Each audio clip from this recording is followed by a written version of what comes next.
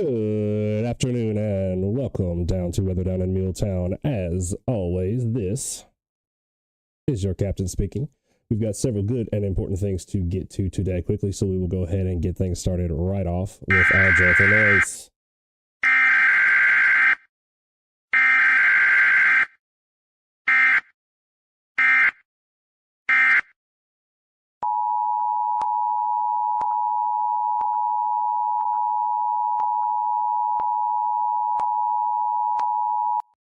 The National Weather Service Storm Prediction Center has issued a tornado watch for portions of western and middle Tennessee, effective this Saturday morning and evening until 11:35, or from 11:35 a.m.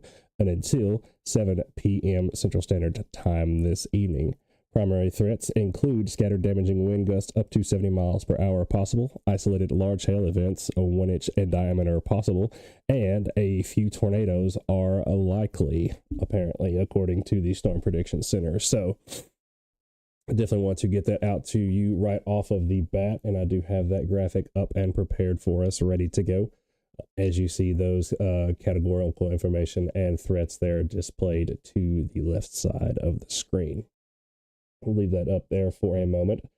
As we were already talking about previously in the post I did right before we got on here, there was a large and confirmed tornado near Martin, Tennessee earlier as well. So definitely not expecting anything extremely widespread all over the area today or anything like that, but definitely within the realm of possibility. So want to go ahead and talk about that first off. We won't get into our current conditions or anything just yet at the moment, because again, I wanted to cover that right off of the bat.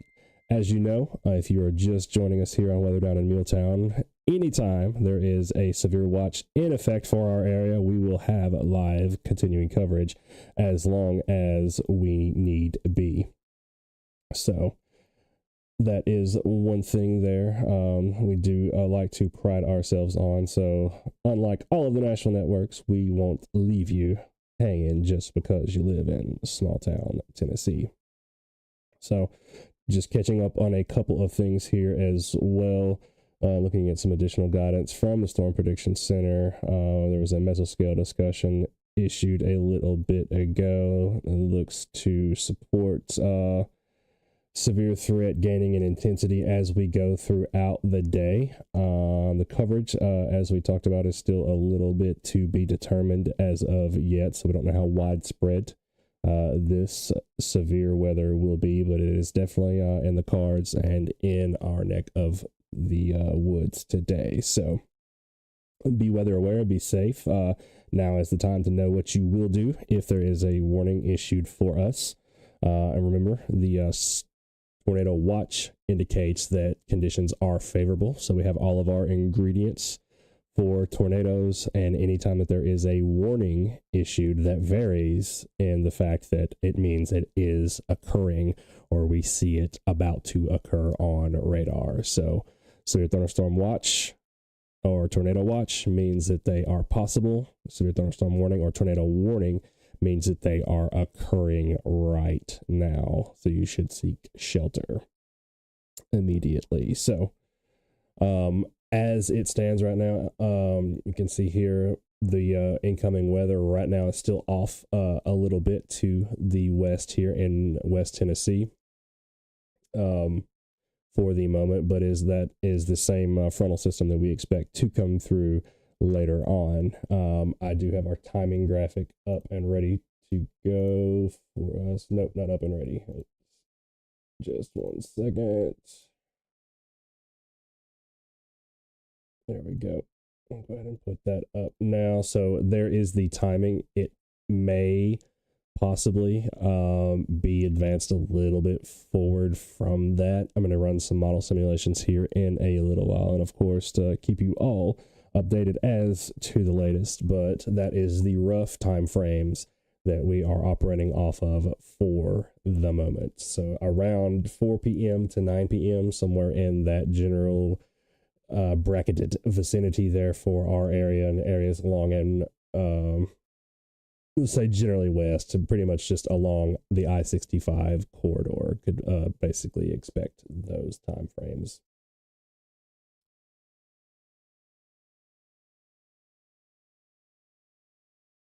So again, just real quickly, we'll get to this right off the top, then we'll go through that again as we need be throughout the broadcast. Today, we should be looking at about a high of 67 degrees. Currently, right now in Sunnyside, it is 66 degrees with a fairly brisk wind of 10 miles an hour out of the south right now. Looks like it's gusted as high as 16 miles an hour so far today. Current pressure is 29.73 and falling. Dew point is 60. The heat index pretty much non-negotiable at the moment, pretty negligible at the moment, about 66 degrees. Just a touch of measurable rainfall so far today. So the main thing, no lightning strikes in the area for the moment. As you see, though, we do have our lightning information working again. Finally, and at last, we managed to get all of the bugs out of that. And some of these storms are definitely putting down a lot of lightning. So again, things to be in mind of as we go throughout the day. As Boppy mentioned yesterday, now is also the good time to go ahead and bring those outdoor decorations in. If you got your Santa inflatables or whatever else going on out there, if you don't want your reindeer to take flight and wrap themselves around your neighbor's flagpole, probably a good idea to go ahead and secure those at the moment. Tonight, we should be looking at a rather brisk low of about 38 degrees and still continuing chances there for the precipitation. It looks about pretty much anywhere along through our area from around the Murray County line, portions of Hickman and Lewis counties to the east can look at a pretty much all but certainty of about 100% chance of some sort of precip at some point this evening. So we don't expect just a huge amounts of flooding with these. Obviously, with any of the stronger systems that may be coming through, we could see some localized or area flooding, but not expecting anything over the top as far as that goes. Probably around the neighborhood of about 1 to 1.5 inches. Areas of western Murray County may be seeing a little bit closer to around a 1/2 inch to 1 inch. But as you go farther east, as you see, those totals do come on up. So, again, we got all of the watch morning info scrolling there for you on the bottom of the screen on our WDiMT ticker. So if we do have any other severe weather products issued by the National Weather Service for our area, you'll see those down there. And I'll try to go ahead and tone those as well as they are issued on the warnings. Right. Perfect. And again, if you are just joining us, I know this is the first time that we have been live in a good bit, I think since sometimes in August or so. Welcome, first off and foremost, down to the stream, and welcome to Weather Down in MuleTown family. We will have continuing coverage, as I mentioned at the top of the broadcast, pretty much as long as need be, whenever we have a watch or a warning. Especially with the severe watches in effect for our area, we try to have that continuing coverage as long as need be. So I may not always be on camera or always in the stream today because I do need to get up and stretch those legs just from time to time, but we will always be on. There will normally 99% of the day in situations like this, there will be somebody's butt occupying this chair. So I may have a graphic up that says no audio or something, or be right back, something like that, but I am still here and the coverage shall go on. So, we got all of our pertinent info out of the way. And again, as I promised earlier, I'm going to go ahead and grab some of the model runs and show you all those as well. Just to see what the supercomputers think, because again, I am only but a man. been doing this a long time, but a lot of it is just feel and current conditions and feeding all of that into the supercomputer, seeing what it thinks. So the main reason I want to do that is for the timing of everything. But so far, if everything is to be believed, most of the models look like we should start seeing possibly some broken showers about the 2 to 3 p.m. hour, but the main meat and potatoes main event of the line coming through looks like it probably will not be until probably around the latter half of the 5 o'clock hour, closer to 6 p.m. right now as everything stands. So we will continue to watch that with a discerning eye as it gets a little bit closer to the event itself, and we'll update you as we need to do so as well.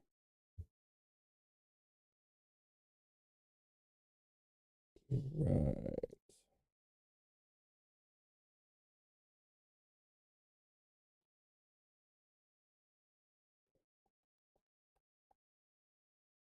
Perfect. Glad to see all of you there in the comments on the stream. Welcome, welcome, welcome, as always. I try to pop in and out of the comment section a lot, either by typing and answering your questions directly. Sometimes I may pull a question from the comments and just throw that out to everyone.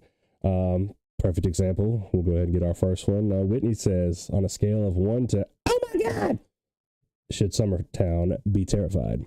I wouldn't say terrified by any stretch of the imagination. Terrified is very much a subjective emotion, I would say. It takes a whole lot more to terrify me than it may somebody else. But I would say on a scale of 1 to terrified, we would probably be operating on maybe 2 or 3. So, not much of a broad organized tornado threat today, I would not say. But then again, I didn't think that I would have opened up the radar software when I plopped down to get everything ready for the stream and seen a PDS tornado warning either. And we had a confirmed tornado on the ground in Martin. So didn't think that was the kind of day we would be dealing with. I still don't think it's going to be, for whatever it's worth, but it's a matter of, kind of what's going on in your backyard versus someone else's.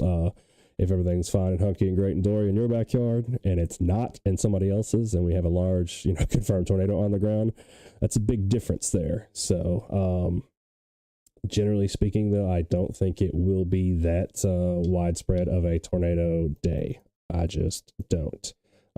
We don't have the level of the necessary ingredients for tornadoes that we would normally see on the level that we see them right now. We'll put it that way. So as of right now, I would not be terrified. I would definitely be weather aware. Again, if nothing else, we are looking at this being a wind event for certain. So it can cause us lots of other problems as well that don't deal with the swirly winds. So when we say wind event, we mean more than likely a straight wind or straight line wind scenario there. But 80 or 90 miles an hour worth of straight line winds can do about the same damage, just depending on how broadly they are, as some weak tornadoes. So definitely food for thought. And again, if we are issued any of those severe thunderstorm warnings that would indicate those winds are in excess of 70 miles an hour, or again, any tornado warnings, we will definitely pass them along to you as they are issued. And Miss Tammy, thank you very much. Big money, sending us those stars. Hate feeling like a shill, but hey, it's how we keep the lights on. It's how we pay for the subscriptions and some of the other things that we take and aggregate the info that we deliver to you from. So appreciate that as well. So I'll do my carnival barking there. But for the moment, we still are a bit off, as I mentioned, from the main show tonight. So I will probably be in and out on the stream, on camera, as needed throughout the rest of the evening. just to keep everyone updated, and also again just to stretch my legs. Got a couple of other things going on today as well around the house. Nothing major, but we will definitely make sure that we keep you all covered and in the know for sure.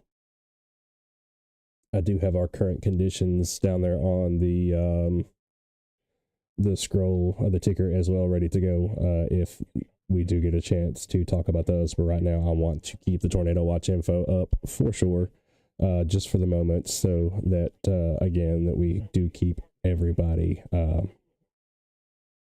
most up to date with the latest information that is available right now. I can go ahead here in just a little bit once we circle back around and go over through those current conditions and our watch graphic and stuff like that. Matter of fact, if you're just joining us, I'll go ahead and throw that watch graphic back up there. As you can see, we do have the tornado watch in effect for our area until 7 p.m. this evening. Tornadoes, SPC says that a few will be likely. Again, that is over the entire yellow watch area there, and not necessarily just for our little old slice of heaven here down in MuleTown. Wind gusts, scattered gusts, so that means probably here or possibly here in Murray County, we could see some of those 70-mile-per-hour gusts with some of the stronger storms, and then the hail as well. So isolated, which means a little bit less than scattered hail, up to quarter size possible. So definitely why we'll be keeping an eye on things anytime there is a tornado watch issued that is good enough for us to go ahead and justify the caution and concern. So again, like we talked about briefly at the top of the broadcast, now will be the time where we want you to not only go ahead and get your Christmas inflatables or any kind of loose decorations or anything like that out of the yard and get those secured. We also want you to think about what would you do if there is the severe thunderstorm warning that has been issued, or the tornado warning, or so on, so have you. Go ahead and get that severe weather plan in place. Discuss it with the family, especially the small kids. Go ahead, grab up, the weather radio, the flashlights, blankets, pillows, whatever else you might need, and prepare your safe space. So that way, in the event that it is needed, you can just literally go there quickly and take shelter.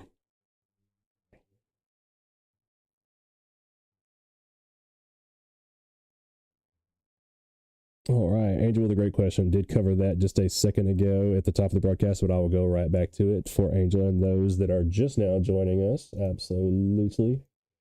Timing. So probably around the 4 p.m. to 9 p.m. area. Some of the model guidance shows we might see some light showers, activity, and things like that just around maybe the 2 to 3 p.m. Mark or so today. But we're kind of watching that model guidance to make sure that those time frames do not move up on us a little bit. So that is the main concern there, and I will grab as promised a section of one of those model guidances and put it up here on screen as well. I may do that here first break or so. So just remind me if I start talking again and have not done that for you yet. So there is the rough timing that is to be expected. So most pretty much the center section of the mid-state there around 4 to 9 p.m. Areas east of, say, Bedford County or so, probably around the 5 to 11 p.m. And areas farther to the west a little bit earlier than us. So probably a little bit after the noon hour, 1 p.m. to 6 p.m. So again, those are the rough estimates. That's what the supercomputers tell us. That's kind of what we have to go on until it gets a little bit closer into the short range models that kind of tell us what it will think will happen with the current conditions all extrapolated in. So that is the thinking for right now, but we will definitely keep you updated if that changes at all.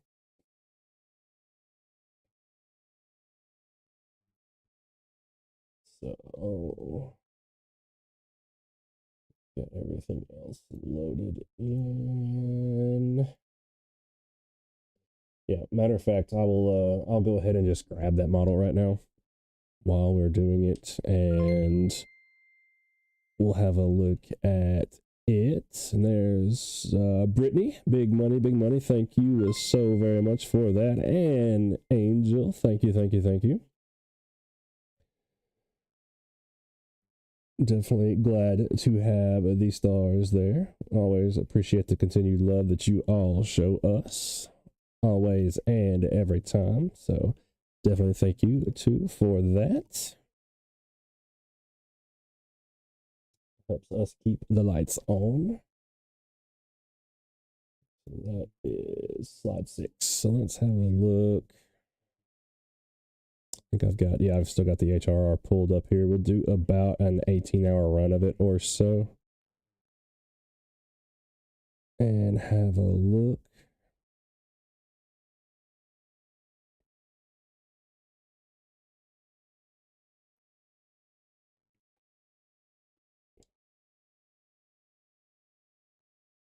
Go ahead and pop this over to a different view so y'all don't have to see all my thinking faces.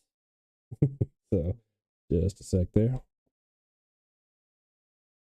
It's also been a day too. Nothing wanted to work right as soon as I plopped down to start getting the show ready today. So it's worn thin on my nerves already this morning. So hopefully, nothing will slip out of my mouth that I don't want it to. we'll put it to you like that, because it has been one of those days already. So we're hoping for a good stormy day. Right. Model coming up.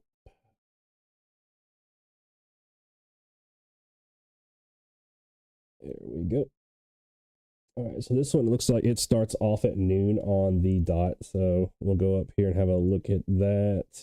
And then it's going to roll on through. Like I said, about the 2 or 3 o'clock hour, we might see some scattered shower coverage, but right about there to the 6, 7 p.m. hour, looks like it's going to be when the main section of the storms that we are expecting are going to arrive. So I'll just let that play through a couple of times.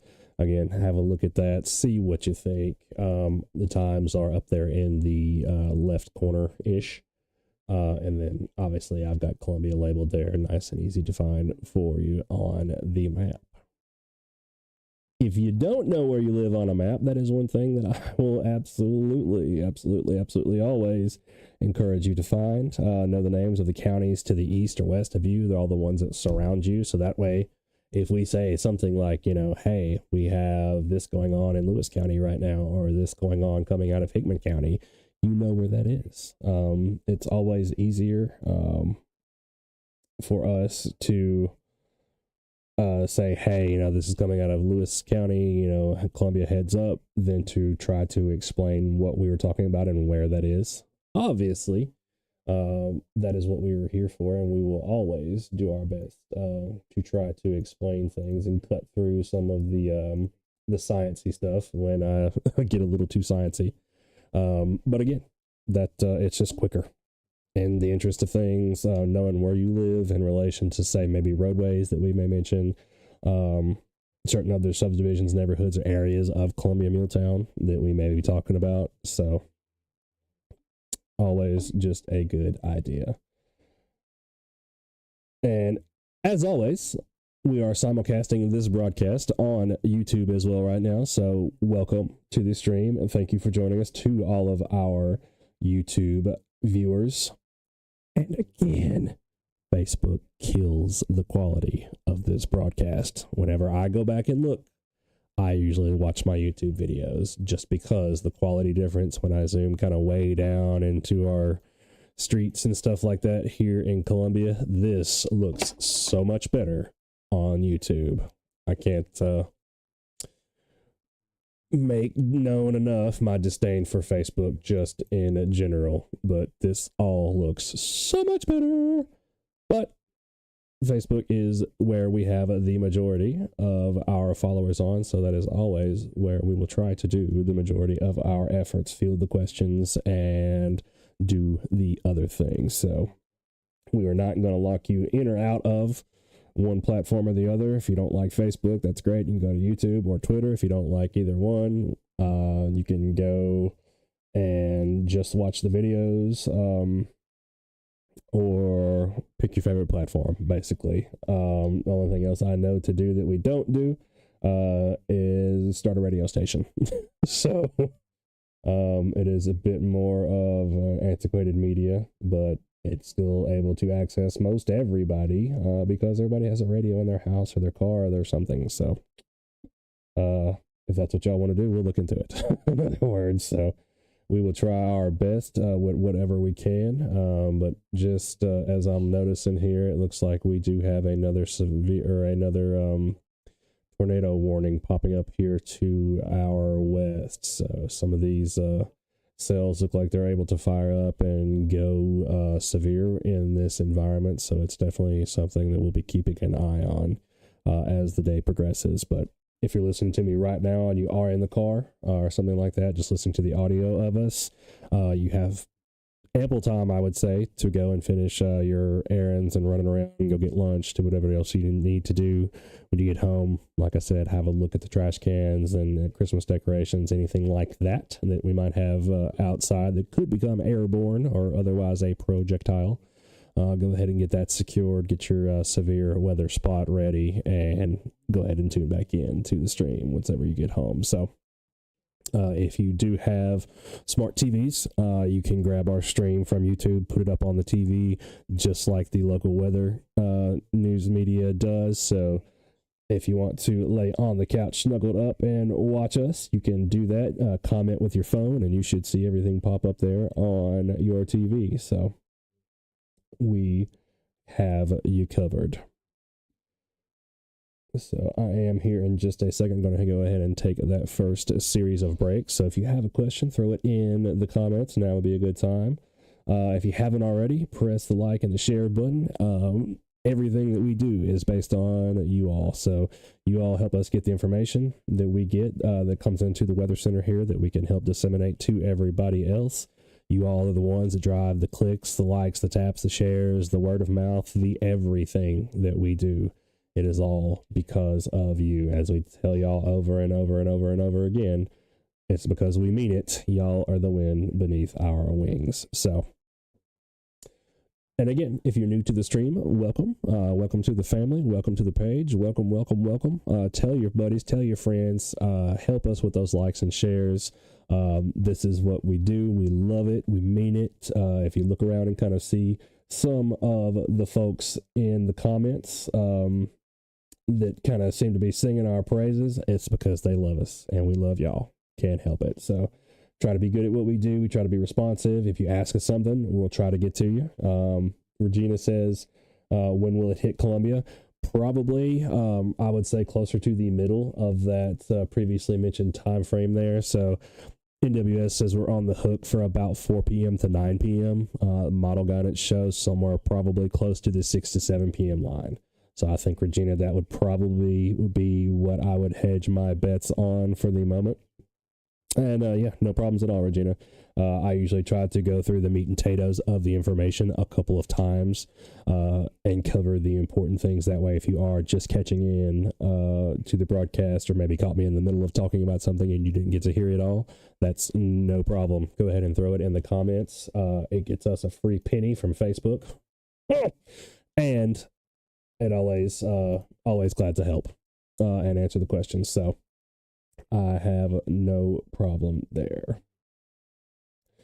So yeah, I'm going to leave this up for the moment and the scroll for a little bit. So I'm going to go and finish my noodles. I was actually in the middle of eating some or making some noodles right as the tornado watch came out because I knew it was coming. I just hoped I would have time.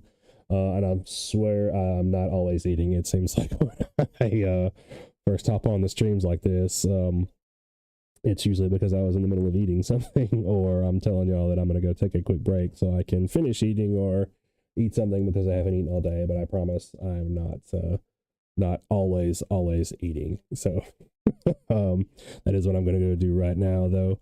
But again, just to reiterate, not something that's knocking on our back door right now. We do have some time to prepare.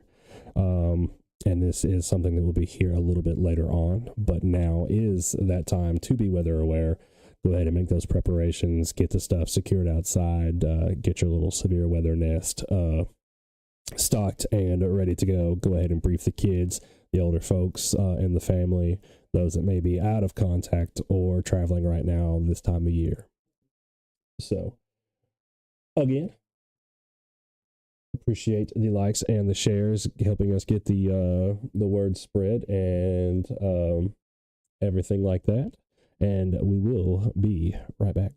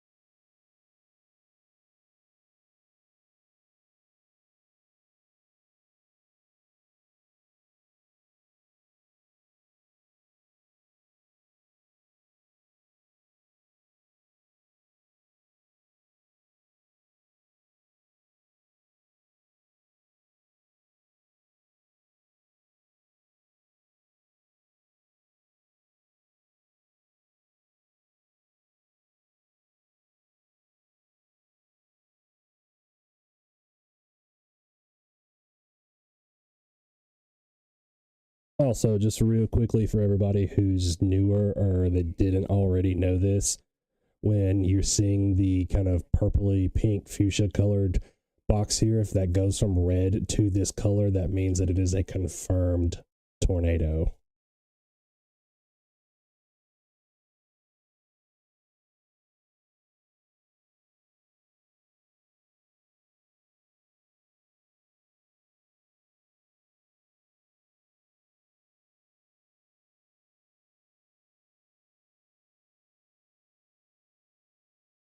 So down here for comparison, in northwestern Mississippi, this is a regular tornado warning.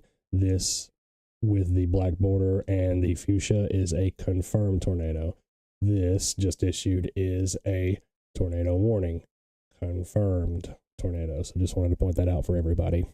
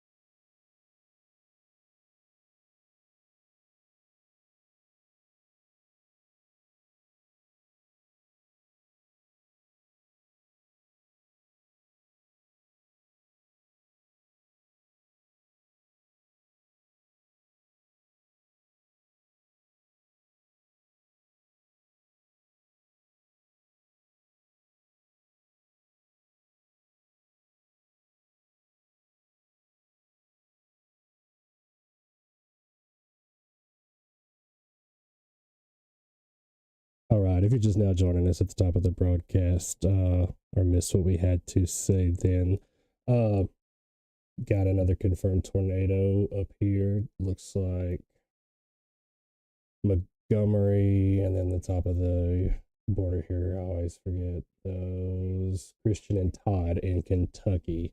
So just to the north, moving out of town, away from Clarksville. It looks like just crossed I-24 up there. So going from Tennessee into Kentucky, right on the Kentucky-Tennessee border there. This one is looking like it's radar confirmed, though. No, it just updated, excuse me. So yeah, weather spotter confirmed tornado. So this one looks like it is confirmed both ways. So again, to the north of Columbia here. So not talking about closer towards home with this one, but looks like it's one, two of the string of three of the confirmed tornado warnings there. So that is why they are that different color, is just opposed to the regular red color. So for sure, when we talk about those folks, definitely keep in mind that we are talking about so apparently they've got a webcam, apparently a feed that was running on this one. This looks like what the reports that's showing up here from Spotter Network says. Debris on radar as well too, so we may swap back and forth just as we're covering just the entire line of storms right here, and look at some of that as well too, just the things they're using to confirm these tornadoes at a distance. But again, both of those and they may be treating it too, just looking at the striations in the radar data there too. It looks like it may be enough to see.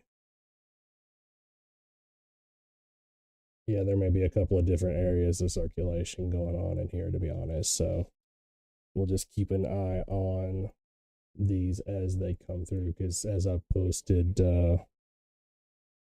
just a couple of minutes ago now, it seems like these are having an ample enough opportunity to try and get some rotation going with them as they approach the MuleTown area here as we're watching the line come through. So we'll probably will stick close to being with y'all 24/7 as we go through. No, not 24/7, but y'all know what I mean. And stay with these just live as these come through for the most part. We're watching this line, and as well, there's been a cell coming out of the Memphis area as well too over the last hour or so, or approaching it now anyway. That's looked pretty good as it's been progressing as it moves a little bit northeast. The slide, as far as how much wiggle room we get in that northeastward extent, or whether it trends a little bit more eastward, is always difficult to predict at this range, because as the storms want to rotate, or if the wind profiles that they are in the loft right now continue to cause them to run or rotate, they can get a little bit more of a slide or just strictly linear movement to them. So that is why a lot of things are wait and see sometimes. But as we see here, if we're to believe the Memphis radar data coming out of looks like not too far from the radar there overall, it is showing some pretty good wind profiles, or at least some kind of difference in the wind as it goes there, and it's actually maxing out or messing with the radar. So yeah, I don't know, that may be a fairly kind of accurate depiction of the speeds there. So it's showing about 85 miles an hour into the storm, so probably inflow there. Could be some of the winds just where it's messing with the radar a little bit.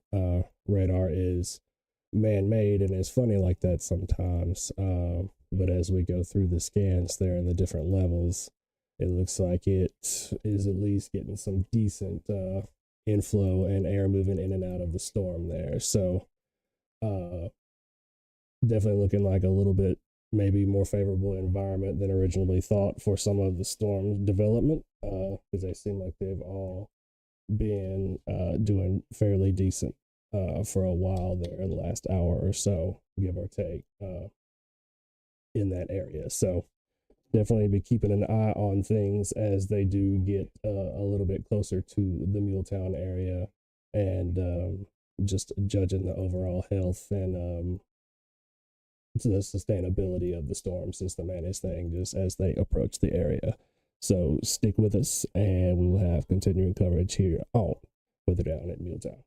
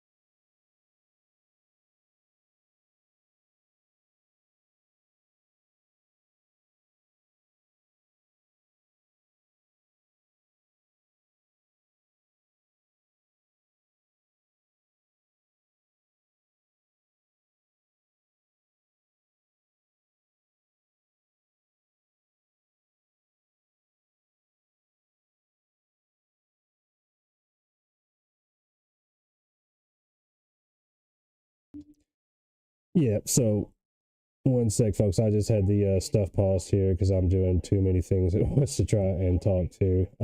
I've been going in and pulling up a run of the HRR model and going in and just looking at some of these individual like storms and what's going on with them, and just to like literally get enough to know what I'm talking about. So that was just what I was doing there.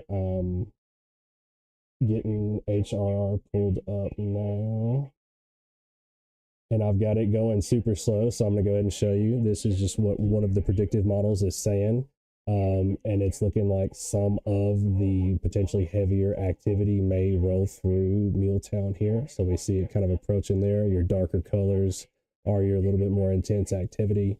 And so it's suggesting we may see some of the stronger side of things potentially. Again, it's just a model. That's what it thinks it's going to happen with what is going on, and that's exactly what I was having a look at there, is just the what's going on side of things. The best we can tell from what we're currently getting from the radar, which is what I'm swapping back to here now for a moment, and then what we're getting just from the predictive models that were going down. So I'm looking at things from a couple of different of the radar sites at the moment. We'll go in and talk about those. So just looking from the Memphis radar right now, we can see a little bit of what may possibly be going on in some of the storms. You can see a little bit of potential rotation. Some of it looks a little bit more broad, and some of it looks a little bit more narrow than others right now. So that's just kind of what tells us what may be going on within this part of the line of the storms. Swap back to the Nashville radar, and it will go ahead and label everything for us a little bit better there again. So it's a little bit out of range just yet with everything, but it's catching up as things come into range from Nashville. Here, I'll try to keep Nashville fully framed for you there, and just look at the return from the radar itself. This just measures the intensity of the rain, for lack of a really non-sciencey explanation of how radar works. It can tell us kind of how much and potentially what kind of rain is falling and how fast it's moving, potentially, and therefore what the wind may be doing within the storm, just again based on what kind of return it gives us, represented just in colors here, and then how fast it's moving in between each sweep of the radar. So between each measurement or each look. We can also use radar to look just in the storm at different slices, so we can tell different things potentially about what's going on in different levels of the storm. So unfortunately, the farther away as we get out here, like we are now, looks like about 104 miles out from the radar site here, it gets a little bit higher into the storm, and therefore a little bit more accurate as to what we're actually seeing at the ground. So that's why I've been kind of going back and forth there, probably confusing everybody on with the radar real quick, just moving as quick as I was and looking at random things, or so it seemed. But that's what I was doing, and just having a look at different radar views as close as we can get to these storms to see what was going on and where. Again, so in the case of the wind over here, we've got the exact same image displayed two different ways, as both what we think the rain and the wind is doing within a storm. So red, again, means going towards the radar site here. Green, for instance, means the opposite, going away from the radar site. So when we can tell that sometimes we have a lot of wind and rain going into a storm, we can tell that that storm's able to regenerate and reproduce itself freely, and that way able to maintain a severe level longer, for lack of a better word. So we can see when we have wind going into a storm or out of a storm, in this case, it looks like it is indeed able to do that and may potentially be broadly rotating. So just things that we're looking at. But if you are just joining us, we do have a a tornado watch in effect until 7 p.m. this evening. And just after sitting and watching the last little bit of storms come through, it does look like that most of them are doing pretty well in the current environmental conditions that we've got in rough portions of our area. Obviously Clarksville and out towards Camden and Huntington aren't in MuleTown, but sometimes we can learn enough from the things that are going on around us to tell us what exactly we can expect once the storms do arrive. Sometimes, and plenty of times, seen them run out of steam and have issues getting here, and that is definitely that causes me absolutely no dissatisfaction. So but other times when we see storms like these that are approaching the area and obviously just kind of have a history of misbehaving, we definitely like to follow the story and see what's going on to know what better to expect. So and yeah, speaking of which, so we do have a fresh tornado warning issued there, looks like. So again, I want to go over that again and just kind of press that one home. I used to have a nifty little watermark up here and a graphic to be able to tell people the difference, and I may have to do that again. But these purple, like fuchsia black outline boxes up here, these are actually confirmed tornadoes. And then when it shows up just red down here, it is just a tornado warning.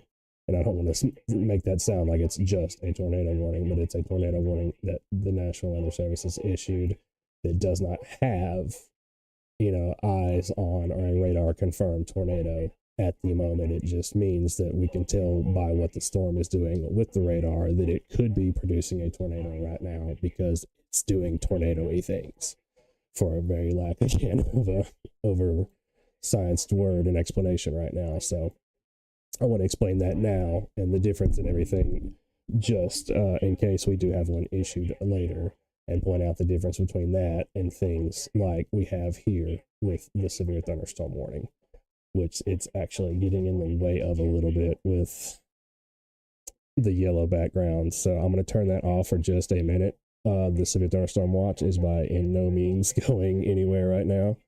It's just the thing I'm going to tell the radar to do or the program to do just for a minute, so I can show you the difference. So turn that off just for a minute. So yeah, so we can see regular severe thunderstorm warnings, which are occurring right now. Again, that's the difference between the watch. Yellow boxes, severe thunderstorm warnings. These yellow and black outline boxes are just something else that I've told it to do additionally, like when we have hail or other like wind things attributed to the storm. So that's why it gives me the little black box and it's different there. So red, again, though, means tornado warning. Right now, if we look at its projected path, which is roughly just in the shape of the polygon here. So when you see these little crazy looking shapes sometimes that have crazy looking little paths, they all mean something. So that's the direction that the storm is projected to take. So anywhere in this path, this wide, for this long, under this, rough frame of time, could expect this thing to go either that way or that way, anywhere in this box, basically. That's what the NWS is telling us. So when you see those crazy little shapes, they actually mean something, and that's why. So if you've ever wondered, that is the reason. So there is a somewhat of a method to all the madness there. So again, things going on up here towards the Clarksville area, or just east of Clarksville now, Allenville, Russellville, Auburn, Woodburn, Adairville up there, Franklin, Kentucky, on the other side of the border. Things are definitely not going as well right now because we see those confirmed tornado warnings there. Yeah, tornado storm, and there was some webcam video apparently that I was watching a second ago too, but I don't want to try to show you any of that necessarily right now because a lot of that is copyrighted and all kind of other craziness. So I will see when it pops up someplace where I can use it. I know for sure, and I may show you some of that as well. But I'm going in and looking just on Twitter as we speak, and looking at really nasty looking wedge tornadoes shots. Several of them, several of the shots, I say. So it's definitely, things are not well up there right now either. So you have to trust me on that for the second. But if you're anywhere near a TV right now and you've got on in the weather coverage or anything like that, it's there's definitely a lot going on up there. So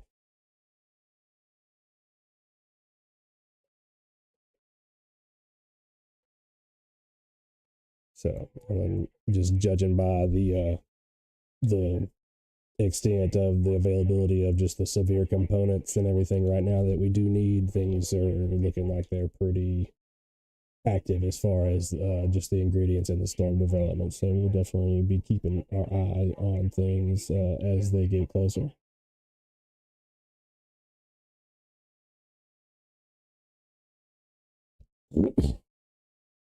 Let's see. And it looks like as well, SPC is issuing, yeah, Outlook just came out. Things look, yeah, so they, all right, so yeah, enhanced for sure. So they did go ahead and do that. I'm just now getting a check on the SPC information. So let me get it popped up here as well. You can actually pop it up on the screen.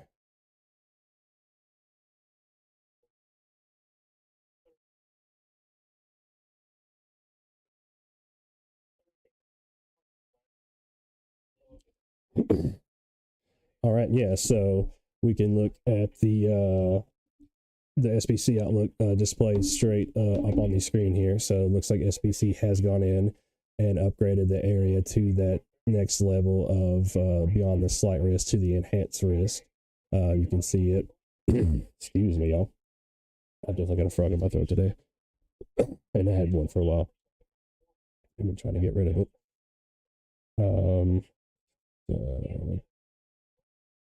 Uh, it says several tornadoes scattered large hail and areas of damaging wind are expected through the afternoon into the evening for portions of the Ohio and Tennessee valleys, southward lower middle Mississippi Valley, middle Gulf Coast.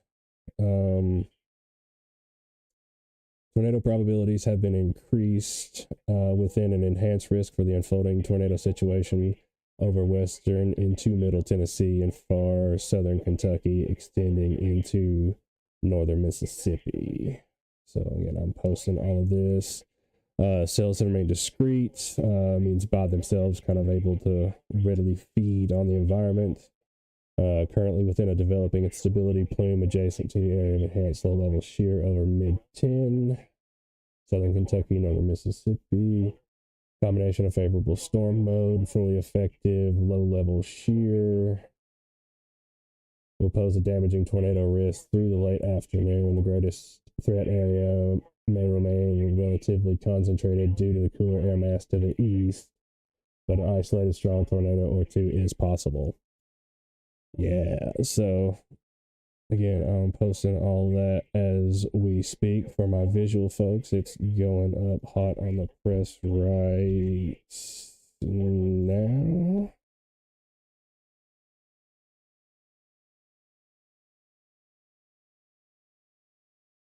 Oh, hold on, I need to put that on that.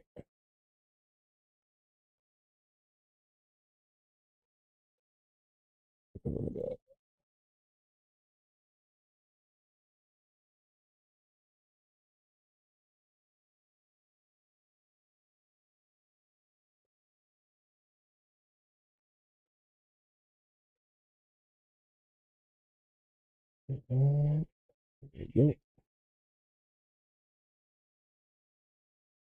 Going out on the page now. And I hope y'all can't hear the weather radio like too much in the background. I've kind of got a gate set on my mic to where you can't hear it, hopefully, in the background. But if you can, let me know and I'll try to see if I can turn it down. it is just the fastest way, even in the age of being fast and us trying to be fast. Unless you just think they're about to do it, and you know how they work, and you can guess.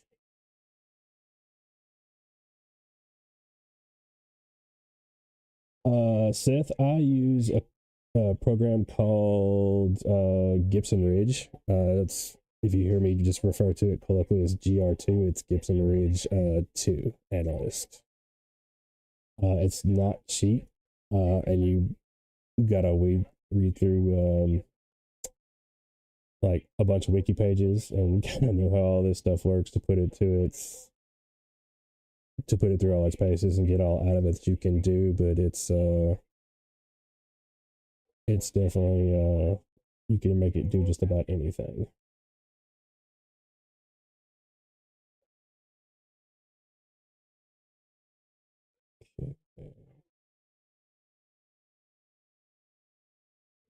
Anything else?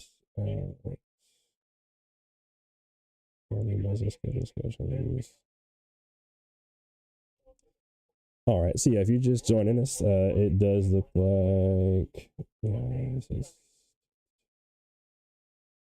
159. Okay, so yeah, I haven't heard this one yet. Sorry, apologize there, folks.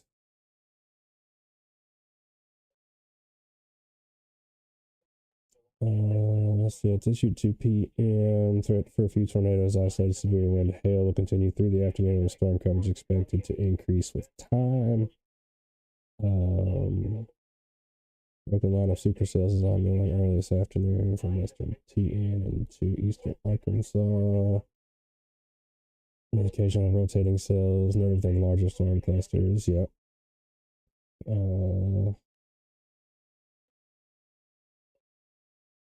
Yeah, talking about the recent tornadoes, other cells along the broken squall line continue to pose a threat of all severe hazards. So that means wind, hail, tornadoes, flooding, all that stuff. So the cells are ongoing just ahead of composite outflow boundary, cold fronts, all that wind stuff we were talking about earlier will continue to move eastward this afternoon.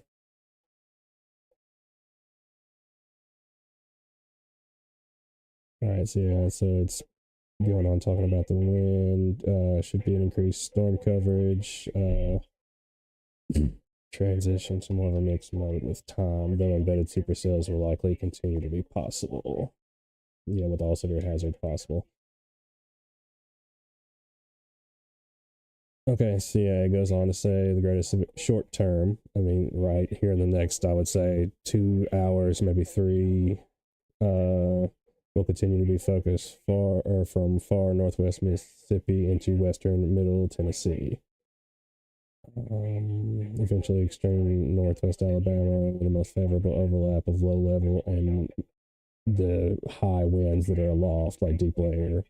Wind shear and instability will persist this afternoon prior to the arrival to the front. Yeah, the area is being upgraded to the enhanced risk in the upcoming 20Z outlook. Yeah, which is, I think, what we were just looking at on the model. Was that? No, that was 19Z. Let's see, and it's not updated yet, so I don't have access to the 20Z yet, or it's not all the way run, so. But that was, again, the model that we were just looking at. It's the full run is done now, so I think that was about half of the run earlier that I had for you, so we'll go in and look at the whole thing. So just give me a sec to update it on my end and get it cooked up and popped over.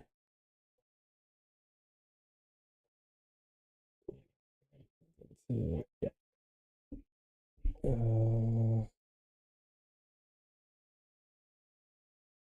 Here we go. So running it. And it's a little hard to see because Columbia is a bit like the word of it itself is in the way, but you can see kind of just the trend of the heavier activity. And then again, it's a predictive model. It shows a bit of the heavier activity running through pretty much the latter southern half of the county or so. And again, that's just predicting what the radar is going to look like, the wind, the rain, the etc., and yada yada yada yada. But that is the run. I'll let that roll through again. You can kind of get a look at it, and it's time stamped up there at the very top. So it should start. Start it over here real quick.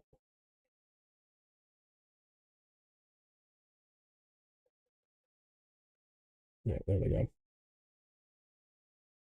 So again, just a supercomputer. It's what it thinks it will do, just based on it takes conditions every hour and puts it all into a big computer that we paid billions for and chews on it. So it's again the best supercomputers can buy you. So that's why we're kind of looking at what's going on here back in the west part of the state right now, just to kind of get an idea of what we could possibly expect, what the atmospheric conditions are doing, what they're supporting, etc., etc. So yeah, I'm just working on posting some of the just the written stuff on this, the all the info that I'm reading that we're passing along and doing all that stuff with.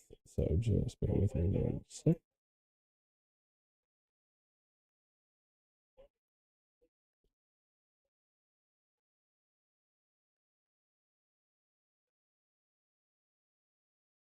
Because I have not had a chance to go through the comments yet in about 10 minutes either. So just bear with me, and I'm going to look at those in just a sec too, y'all, I promise. That's just the one downside about trying to be fast with y'all online is just trying to be fast and do all the things and all that fun stuff too. So I don't think I put the SBC link to the day one Outlook when I shared it either a minute ago, y'all, and I apologize too. It's same place you can always get it if you choose spc.noaa.gov. And then everything else you can get, you have to go the long way around, but you can go to weather.gov and get the exact same things that we're getting. Anytime we like produce our own graphics or use our own or edit or like point out or circle so much as anything on anything else that we didn't create, I always try to point that out and never take credit for it because that's definitely not our intent. So, but all the U.S. government stuff is all free games. So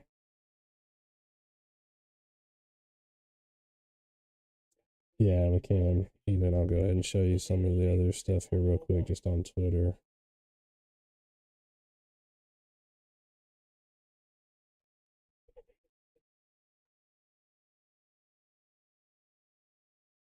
So yeah, that's looks like Leland Statham on Twitter. So News Channel 5 meteorologist from Max Remy, Outlaw Field Airport, Clarksville. So pretty large tornado, like we talked about earlier for sure there. So it's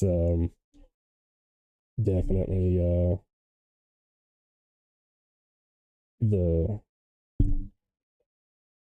the ingredients being there for sure, at least up to the north end of the state. So keeping a real close eye on things as they come this evening, this afternoon. So again, we can do that real quick. Just being 2:36 seeming like a good idea as any to do it. So yeah, again, 2:36 p.m. in Columbia right now. 69 degrees at the moment. Winds pretty brisk, 14 miles an hour out of the south-southwest or so. Barometric pressure 29.71 degrees and falling still. And then dew point 62 at the moment as well. So no detected lightning strikes at the moment. It looks like my lightning feed, it just got back working. And we yeah, it still looks like it's lagging behind on us. So that's definitely a work in progress still. We try to use all the free sources we can get on that, and it's one of them. So yeah, everything else so far in MuleTown is looking perfect as far as that goes, but definitely some bumpy weather there. Back out to our west for sure. So I'm gonna turn the SPC outlook off. That's just the categorical outlook. We'll go ahead and look at the tornado outlook. Let me see if it will pull up. I think I've got it. Maybe not. And outlook. Yep. Hey, I can get that. Just one sec. Show it to you a different way.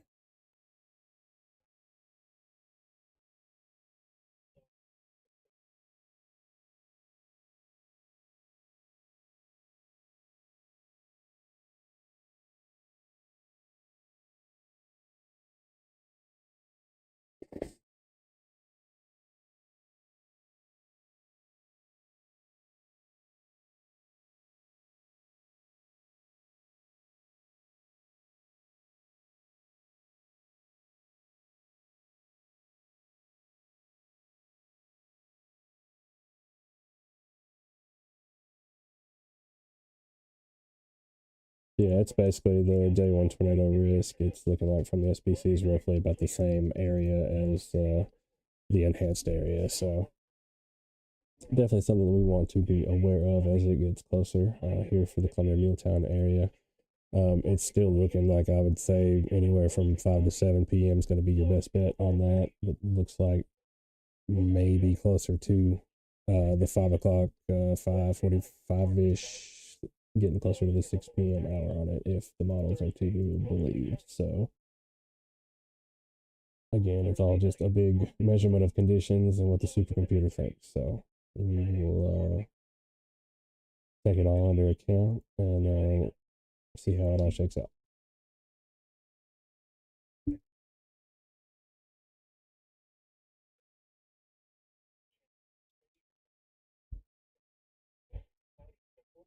So, all right, I'm gonna keep on working and chewing on everything right now, guys and gals. So again, if you got the questions, throw them in the Facebook chat, and we'll get to them just as we go. Yeah, so Christy was asking about that a minute ago. And again, trying to go through and answer all the comments, at least in text, and getting to everybody that we can. But most significant storms right now look like they're probably back here towards the Waverly, Camden, Clarksburg, Parker Cross Road, out towards Jackson area of the state. So we're just kind of watching to see what develops in between here and here, basically. So we have some tornadic storms in the tail end of the line, and storms that could potentially bubble up between the two established sets of storms there. Let's pop over to Memphis again and look at it that way. So you can kind of see a little bit better what's going on here from with the Memphis radar of what's happening right now between these two sets of storms and back here before really the national radar comes into view, and things are progressing, it seems like, pretty steadily as well in northwest Mississippi right now as far as the storm development goes. Looks like they've got a string of severe thunderstorm warnings for one set, and then the tornadic one set on the other side. So definitely some things to all watch out for. And we'll be doing just exactly that. So I will be right back with you all, but I'll still be here at the desk.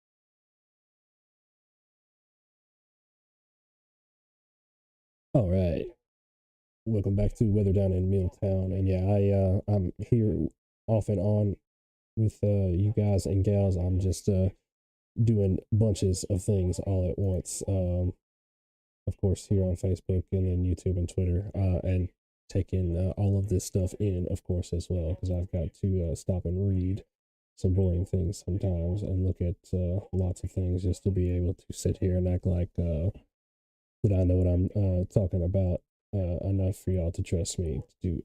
So, um, so yeah, it looks like the SPC's put out another mesoscale discussion, which is kind of the watches between the watches as to what they're thinking and what they're looking at and what severe weather threat is what. Looks like they're putting down a downstream mesoscale from us to the east, further towards East Tennessee. Says the severe threat will increase as storms approach from the west. Looks like probably another watch will be issued. 80%, yeah. So there will be another tornado watch coming for the rest of you. So if you're listening to me from Marshall County or any of those other counties that are along the border of the watch, let me throw that back up here again. So if you're not in the watch yet, so if you're in Lawrence County, Marshall, Bedford, any of those counties that are kind of to the east or downstream of this watch, and you're not in there yet, you're getting one here probably shortly. So again, I'm gonna give you the short version of what that says in a post in just a second. So bear with me again. Just now seeing this one. It came out 4 minutes ago, so it is still hot off of the presses and etc. So, and there it goes. So again, if you're just joining us and you're not covered in, let me actually turn that back on. So if you're not covered in our big yellow blob here at the moment, so any of the farther downstream places, you will be shortly. So fear not, but go ahead and be prepared to be covered under that severe thunderstorm watch. So, right, severe thunderstorm watch means literally that you are just watching for storms. Okay, it means the conditions are favorable, the ingredients are there.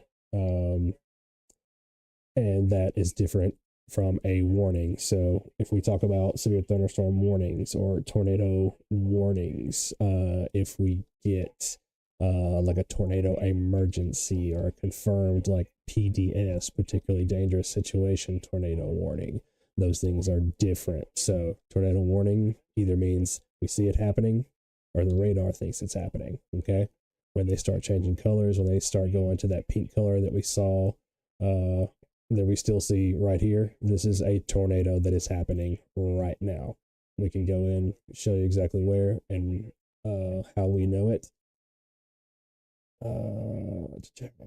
So top left, we have our rain, what we think the storm is doing, how much it's doing it. Wind. So we see red here and green on the other side. Normally this time of year is a great color combination. When they're close together like this, we don't like seeing that. It's bad. We can tell that somewhere around in this area there is some kind of circulation. And because we have the color watch or the warning box here that we do have, it is confirmed. So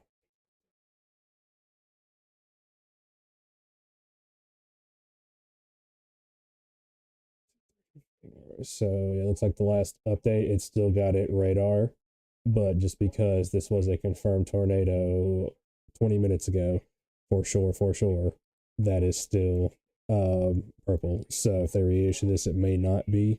We're also not on the Kentucky side radar, Fort Campbell there either. So don't take that one just for all it looks like either. So, but that's why we're watching these two top things. Let me turn that back on the most because this represents the wind and then obviously the rain. So darker colors over here can indicate hail potentially. So that's around quarter size, maybe a little bit bigger hail there that it's potentially saying could be floating around based on how much of that purple it sees there and the strength of the radar return.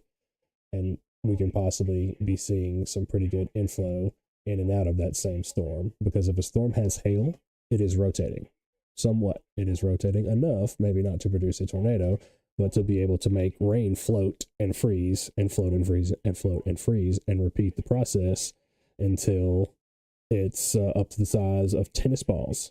So that's some hail sizes that we've seen off of some of these things as far as they're looking on the radar. So again, that's pretty up there when you think about how many times a object that heavy has to float and descend and float and descend that many times to make it into that size of a hailstone. That's impressive. So if you start seeing very heavy rain, very heavy hail, it's a definite possibility that these storms can and will produce tornadoes. So that is just the nature of the beast, as they literally say, and there is no bigger beast than nature. So when we see, let me turn the radar shading off here a little bit. When we see a storm that has a tail like that, as it appears, we begin to be concerned about things rotating just based upon how the wind makes the radar curve. We can kind of tell when we put things in motion how the storm's behaving or what it's doing just by how much things move and where they move between our radar sweeps there. So that's what I'm doing, and I'm trying to go in and do my best to narrate it and explain it to especially all of our new people, but to just some of even the older followers or the ones that have been around for a long time. Just why I'm doing what I'm doing and as I'm doing it. So just trying to narrate for lack of a better words, and make all this make sense and be somewhat interesting. So yeah, 1.5 inch hail. And where's that? Yeah, Huntington. So that is definitely some big old hail. It will ruin your day if it's moving 70 miles an hour. I guarantee you. No matter how your day is going, it will ruin it.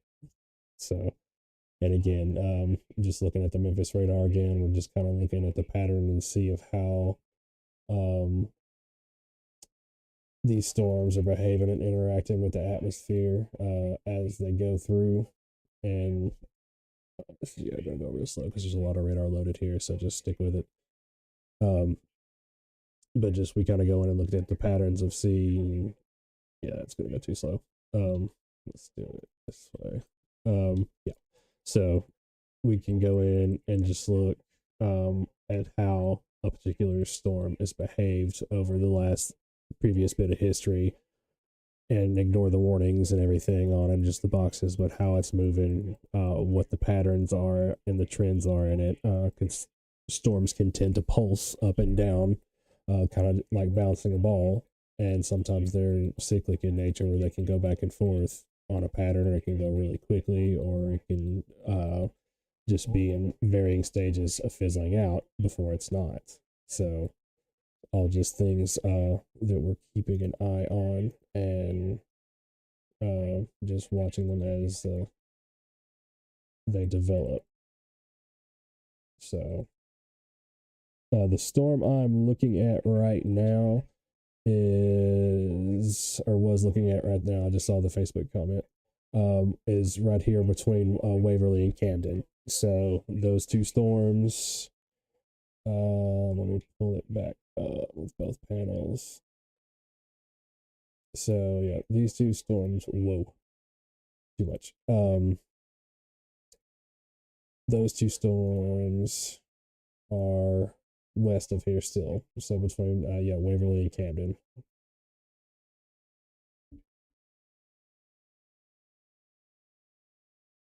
I hope that answers the question, Meredith and Christy, excuse me. Messed that up. Those are just to the south of Camden, and looks like now just maybe still just to the east, northeast of Waverly.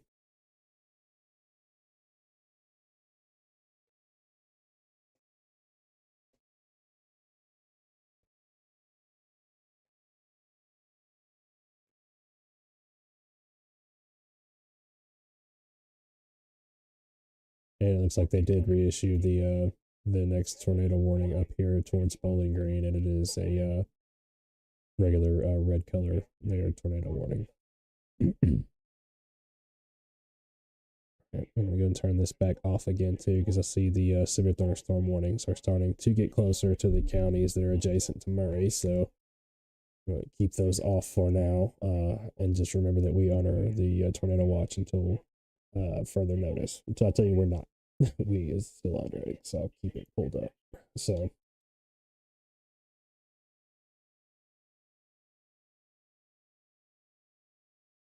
I'll go ahead and have a look at the model and see what it's saying.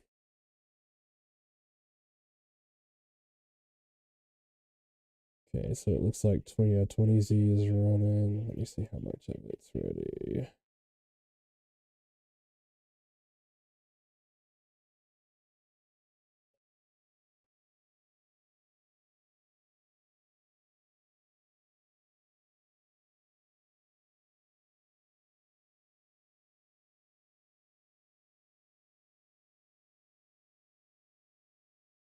Yeah, it's still, but yeah, it's shrinking as far as the time frame looks back a little bit towards maybe closer into 5 o'clock hour than 6. So maybe now 5:30, maybe it should be to the Murray County line. So let me get that pulled up here, because it looks like it's only just a couple of hours into the run. I'll go ahead and get you what I got, but it's basically, it should be real close to when it's getting to Murray and then clearing from Murray.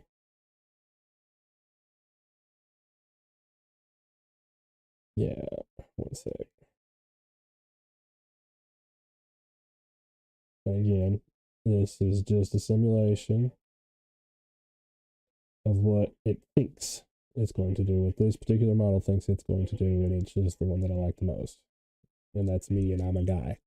So I make no other claims other than that.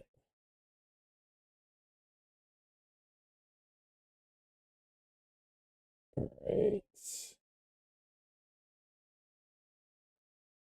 Okay. 6.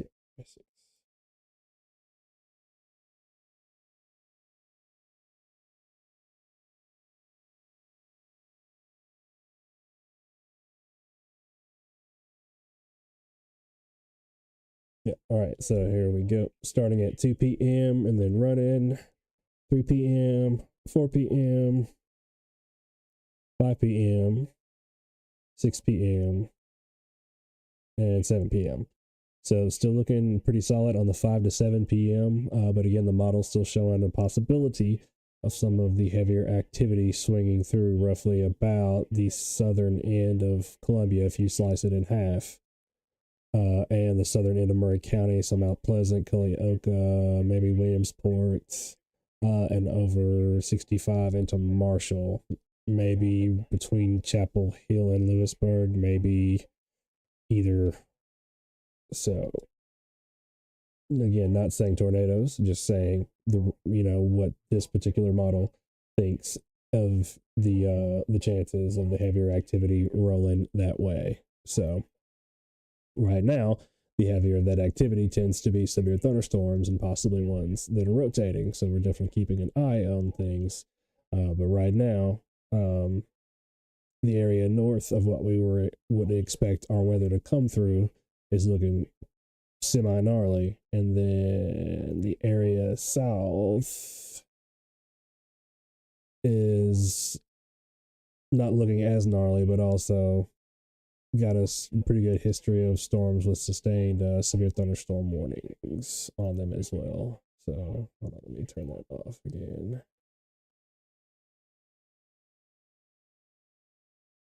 Yeah.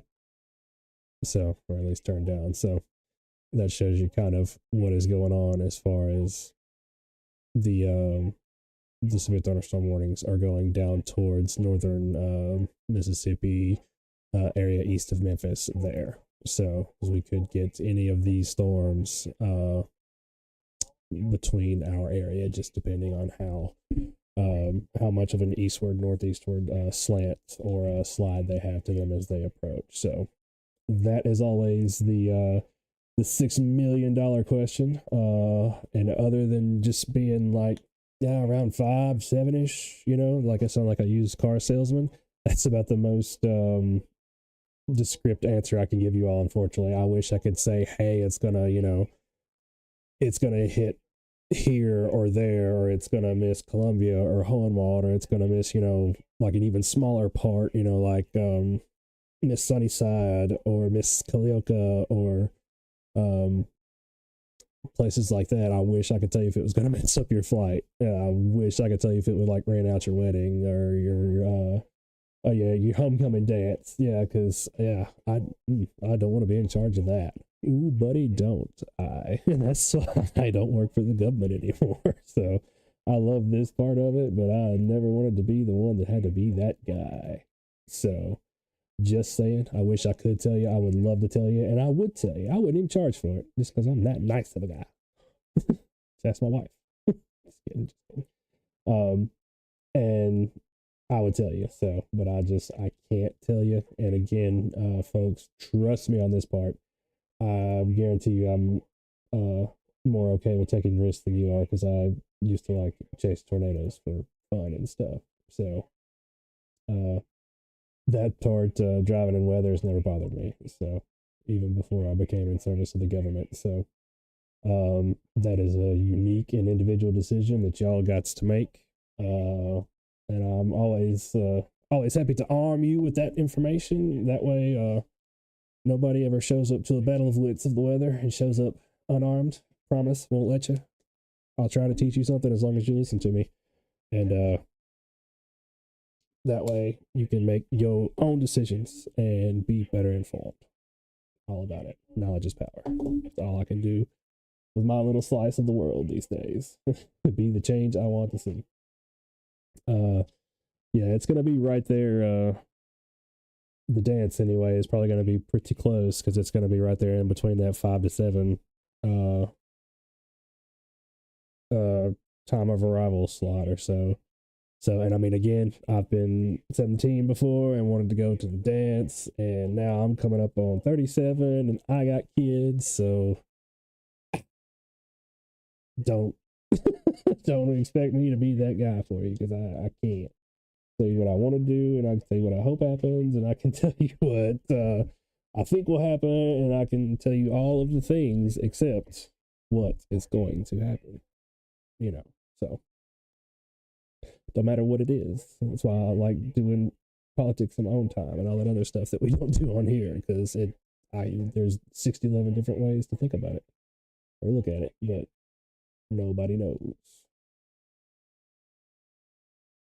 But again, if you're just joining us, all of the colors, the bright angry colors in my voice, as you know, means that there is weather mischievousness afoot. So got our severe do this every time.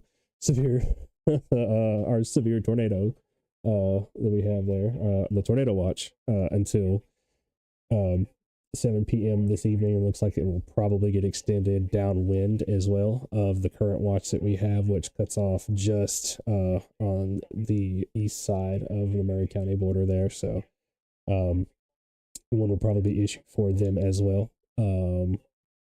Currently 69 degrees in Sunnyside. Pretty breezy wind all day throughout the day. Right now we've got about 6 on the scale. Looks like we've been gusting to almost 20 miles an hour. So off and on all day there on the wind. So that's no big surprise. Pressure 29.71 and falling still. So no detectable lightning in the area yet. But these storms did look like they were putting down a pretty good bit of it earlier. So, yeah, it looks like that is likely still going to be the case there, sports fans. So, definitely go ahead and make sure you secure any of your outdoor objects, blow-ups, Christmas stuff, whatever else, lawn chairs, small pets, and small children, and etc. Because it looks like it's definitely going to be a blustery one, at the very least. And some of these storms are definitely putting down some winds in excess of 70 miles an hour and then some. In some cases, we had a string, if you have not seen the news elsewhere, of confirmed tornadoes around the Clarksville area up into Kentucky, Springfield, Franklin, and then almost to the Bowling Green area now, as you see there. So definitely keep those folks in your thoughts and thinkies. And hopefully our weather will go a little bit better than that, to say the very least, tonight. But it looks like so far right now that the storms to the directly to our northwest or so are a little bit more advanced than the others and are acting up a little bit worse than the others. But other than that, it looks as if the storm development though is still pretty ripe down into the Mississippi area there in northern Mississippi, where we may see some of these storms beginning to train that way out of that area of northern Mississippi and into Tennessee and potentially towards here in the MuleTown area. The line itself has definitely got a pretty good eastwardly clip, but right now the southerly end of it, I guess, looks like it's still trying to get a bit more of the slide to it than as far as the eastward linear motion. So again, it's kind of difficult to say with these as far as the exact timing of arrival for that exact reason, but definitely be keeping an eye on things. I will be right here whether you can hear me or not. I've been trying to pop up the graphic on the screen whenever I do step away, but if I forget about it or miss it, definitely y'all yell at me in the comments and let me know.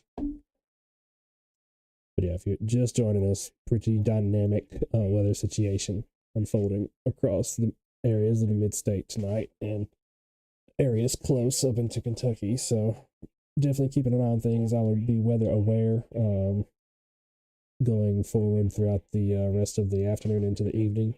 But not saying cancel your plans or anything like that for sure, but definitely just know what's going on and have your head on a swivel. So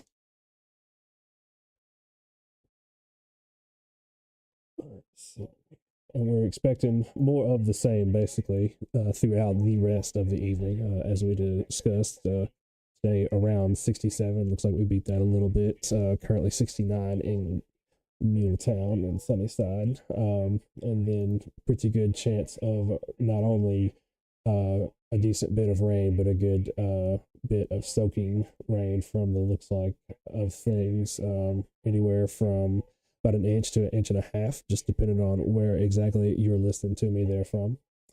And the rest of the night looks like mostly more of the same, minus the rain. We definitely needed it, but about 38 degrees for the low overnight tonight. So we'll go ahead and look at that last loop of the HRR run that we ran a minute ago.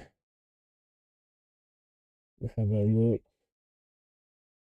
And again, this is just a model. This is what it thinks might happen, just based on everything. Is that the right one, or did I do the which one? I got the other one.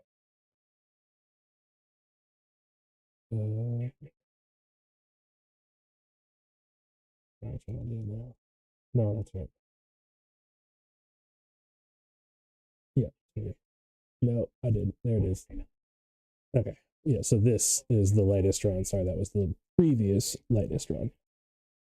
And again, just a simulation of what it thinks will go on as far as the heavier areas of activity there, but it looks like definite possibility that some of that could roll through the Murray County area around, if this is correct, just say roughly the southern end of the county, although there could be any of those winds that we talked about, potentially some large hail anywhere in the county and anywhere within the tornado watch that could potentially see a tornado. So that is what the watch means.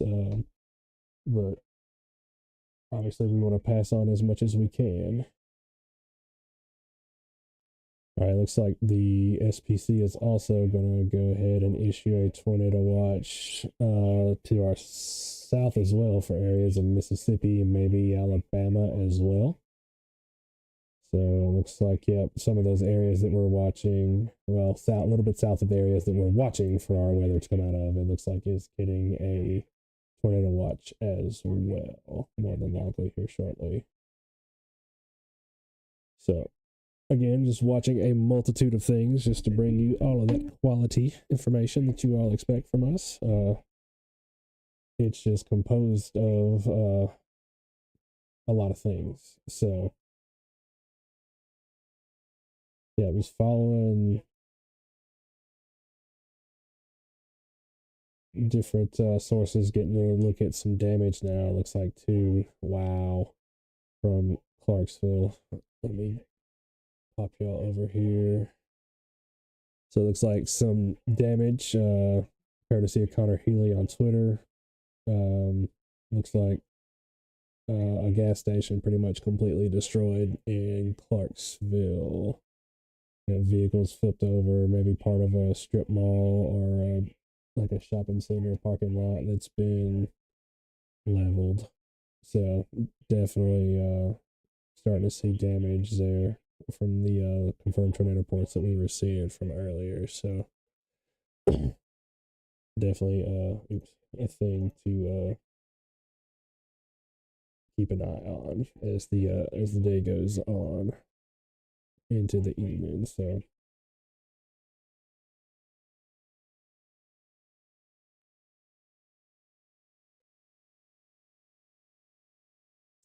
so apparently a church in Clarksville was destroyed too. Looks like a little country church somewhere.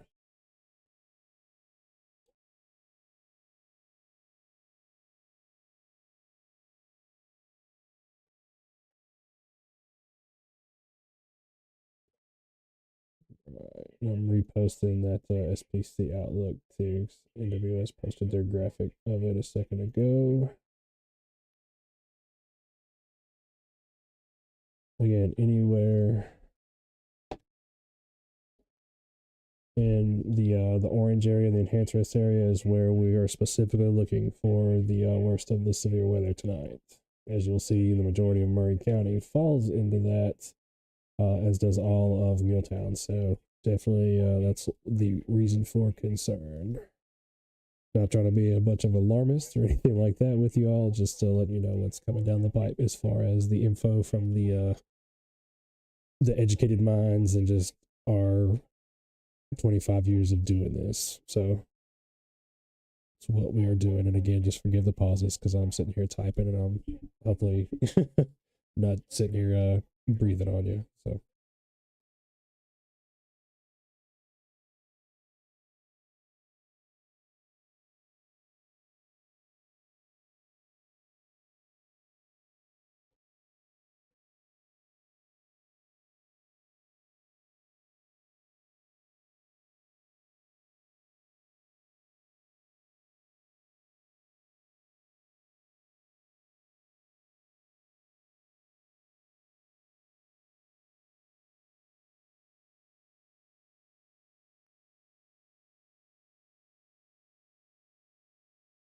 all right, got a warning coming out somewheres. Toning it. Let's see what that is.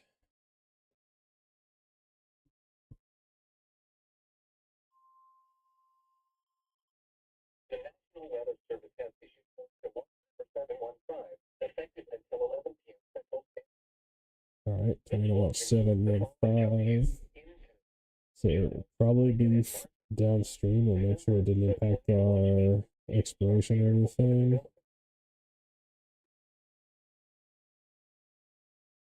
Coming up yet.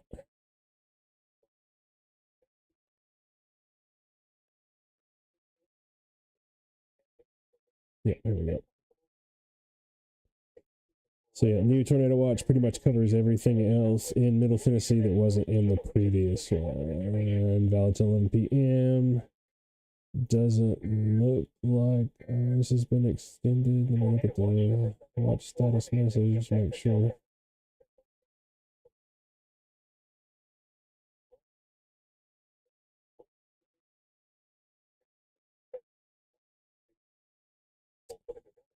Let's see whether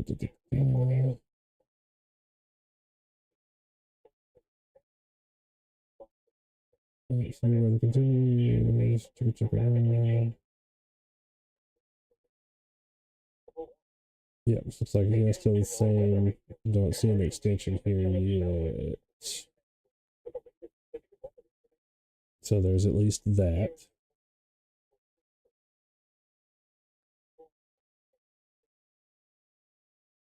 At least there is that. So let me turn that back down now. So yeah, didn't didn't come as a surprise to see that. SBC said they were looking at it. They've been eyeing it for 20 minutes. It looks like so at least so. Knew that was coming. So again, if you're just joining us, several severe storms out there in the area today. Looking like we may have some to our north as well, but maybe some on the way later on as well. But we'll be keeping an eye on it as they draw closer to the area as to what they're doing, how severe, where it's at, and when. So I'm going to hop off for just a second off the mic again, and I will be right back with you.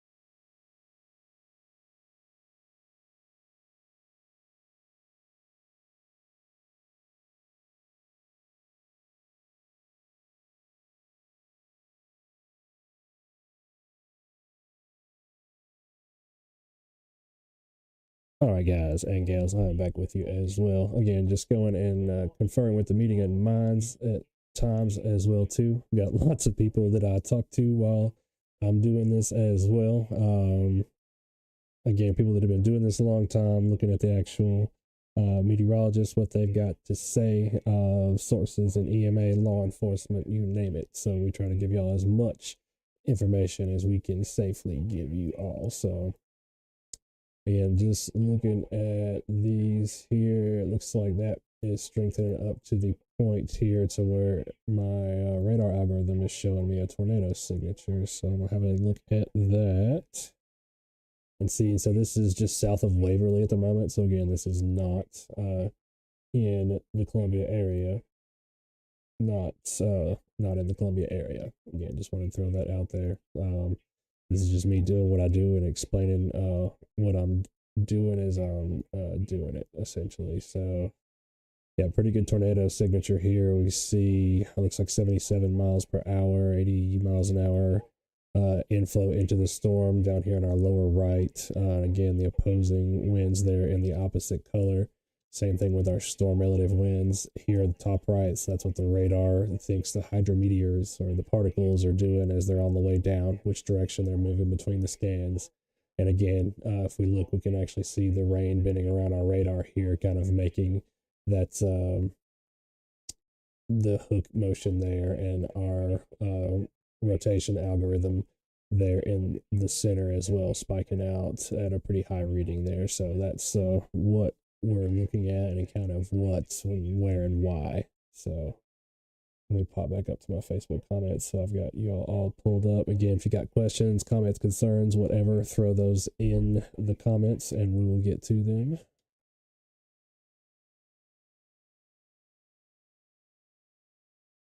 Best as we can. Again, if you think your life is in danger though, don't wait. Definitely go and do the things. So looks like we may have another tornado warned storm. Yep, here just approaching to the south of Clarksville too. So if you've got family up in that area, definitely give them a shout. Let them know what's going on. I'm sure they're aware by now, but if not, just let them know that they've got still storms in the area and it may not be quite over with. So same go with Charlotte, areas of Dixon County, Waverly for sure. They may have gotten one storm earlier, but it's definitely not over with. Some of these storms up to the north anyway, look like they're rocking and rolling pretty good. The storm's actually beginning to train up like this, where they're just kind of in a wave or whatever, just in like a big blob like that, is actually good for us. It still could be a strong storm, don't get me wrong. But when storms are out like these or by themselves or discrete is what that's called, they can get more energy, they can get more momentum. It doesn't work out as well. When storms begin to just line up in a line like this, they can rob and starve each other of the energy and the ingredients that they need to form. Problem is, it's you can still get edges here, like saw teeth, that we were looking at a little bit earlier if you were joining us in the coverage when we were looking at Clarksville as that was going on. The individual areas of the storm can still have individual little circulations that can be hard to pick up and detect at times because it takes like physical, actual literal time for the radar to make a sweep just all the way around before it can look at everything that it needs to look and then have another look at something else. So those little individual circulations like that can be kind of there and gone sometimes before the radar even comes back around. So I think it's 8 minutes is what I was told, if my memory serves me correctly, but I may be a skosh either way off on that. But either way, definitely something to keep an eye on if we are under a tornado warned storm. Don't go outside and look for it. If you are outside, try to seek shelter anywhere you can, best place you can, interior room of a building. If you don't have a basement, obviously you want to be as low as you can. So, yeah, as you see, just a string of tornado reports here. That's what the dots are there. The red dots indicate confirmed tornado reportings that have made it to the Storm Prediction Center. So keeping an eye on some of the hail reports that are coming out of these storms. 1 inch, inch and a half. Yeah, 1 inch. So pretty decent hail in some of these. So they do have a history of producing hail. And that's one of the things that we're looking at, again, because when you get into a piece of ice that big and it's moving the same speed as thunderstorm winds, that can ruin your day quite quickly. So, but definitely be weather aware either way this evening, because it does look like that we will more than likely see some rough weather in some shape, form, or fashion at some point throughout the night.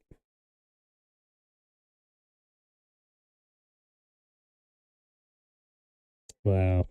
Yeah, getting reports now that seem to indicate just utter devastation in some places, like around exit 86, going towards Oak Grove, Kentucky. I know a lot of people are familiar with that one, and it was apparently that area was heavily hit by the tornado that came through there. Is that 65? Yeah. That's 65. That's 24. Excuse me. I was about to say. I had to think. Yeah, so. Yep, that would be the exact right area if you look at the path.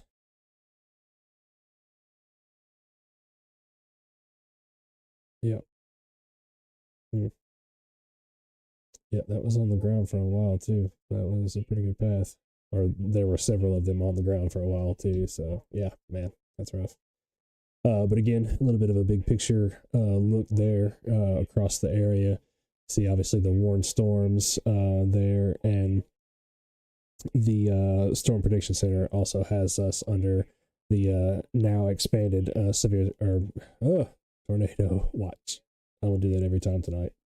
The tornado watch that we are under right now. Obviously, they're indicated in the yellow. So, active severe weather day for sure. It is a bit off season, but that's why we stay on these off season events like this a little bit more, is because they do tend to take people by surprise. Obviously, have the night element or the after hours light element of it as well, but the off season can definitely get you as well. I'll throw up the timing graphic. I had somebody just ask for it again in the comments. So there you go, Lauren. There's the NWS timing graphic that we've got up there. So around 4 p.m., 9 p.m. is what the original suggestion probably was. I'd say just from what we looked at on our model guidance and what we've been thinking throughout just kind of the latter half of the day today, probably again around the 5 to 7 p.m. time or so. And then there is that aforementioned model run. Again, this one specifically shows that there may be some of that heavier activity to move through the call it the southern half or southern hemisphere of the Murray County itself, but it is just that. It is a guess of a simulation. So you can take that for what it's worth. But again, just looking across the area at the moment, do have some rather bumpy weather. So we'll definitely be keeping an eye on things for you as we go throughout the rest of the afternoon and evening hours. I'm going to be on and off audio for sure, but I will be sitting here in this chair right here with you. Just keeping an eye on things, talking to the various sources and points of data collection and doing the things and looking and etc. So I'm still right here with you, even if I'm not talking. I'm just doing too many things at once to try to talk, so that way it's not just complete silence pierced by breathing. So definitely don't want to be that guy. I'm working on getting some something that we can do that's non-copyrighted as far as like music that's also not elevator music. There's a real fine line that I want to do there. So and yes, you got another confirmed tornado report here. Confirmed tornado is located 16 miles south of Clarksville, moving northeast 45 miles an hour. So yeah, this is going into Montgomery County. So again, y'all, this is not here. Just kind of keeping up with things as they happen and just staying sharp, for lack of a better words. I definitely don't want to seem like I am gawking at anybody's misfortune. This is just kind of a way that even before we did the lives or before anything of this, I would try to just stay sharp and keep my skills and practice in the right word, but just to y'all know. Yeah, this is particularly, I would say, not great looking because that looks like it's got a debris ball or something. Let me look at correlation coefficient. Yeah. Yeah.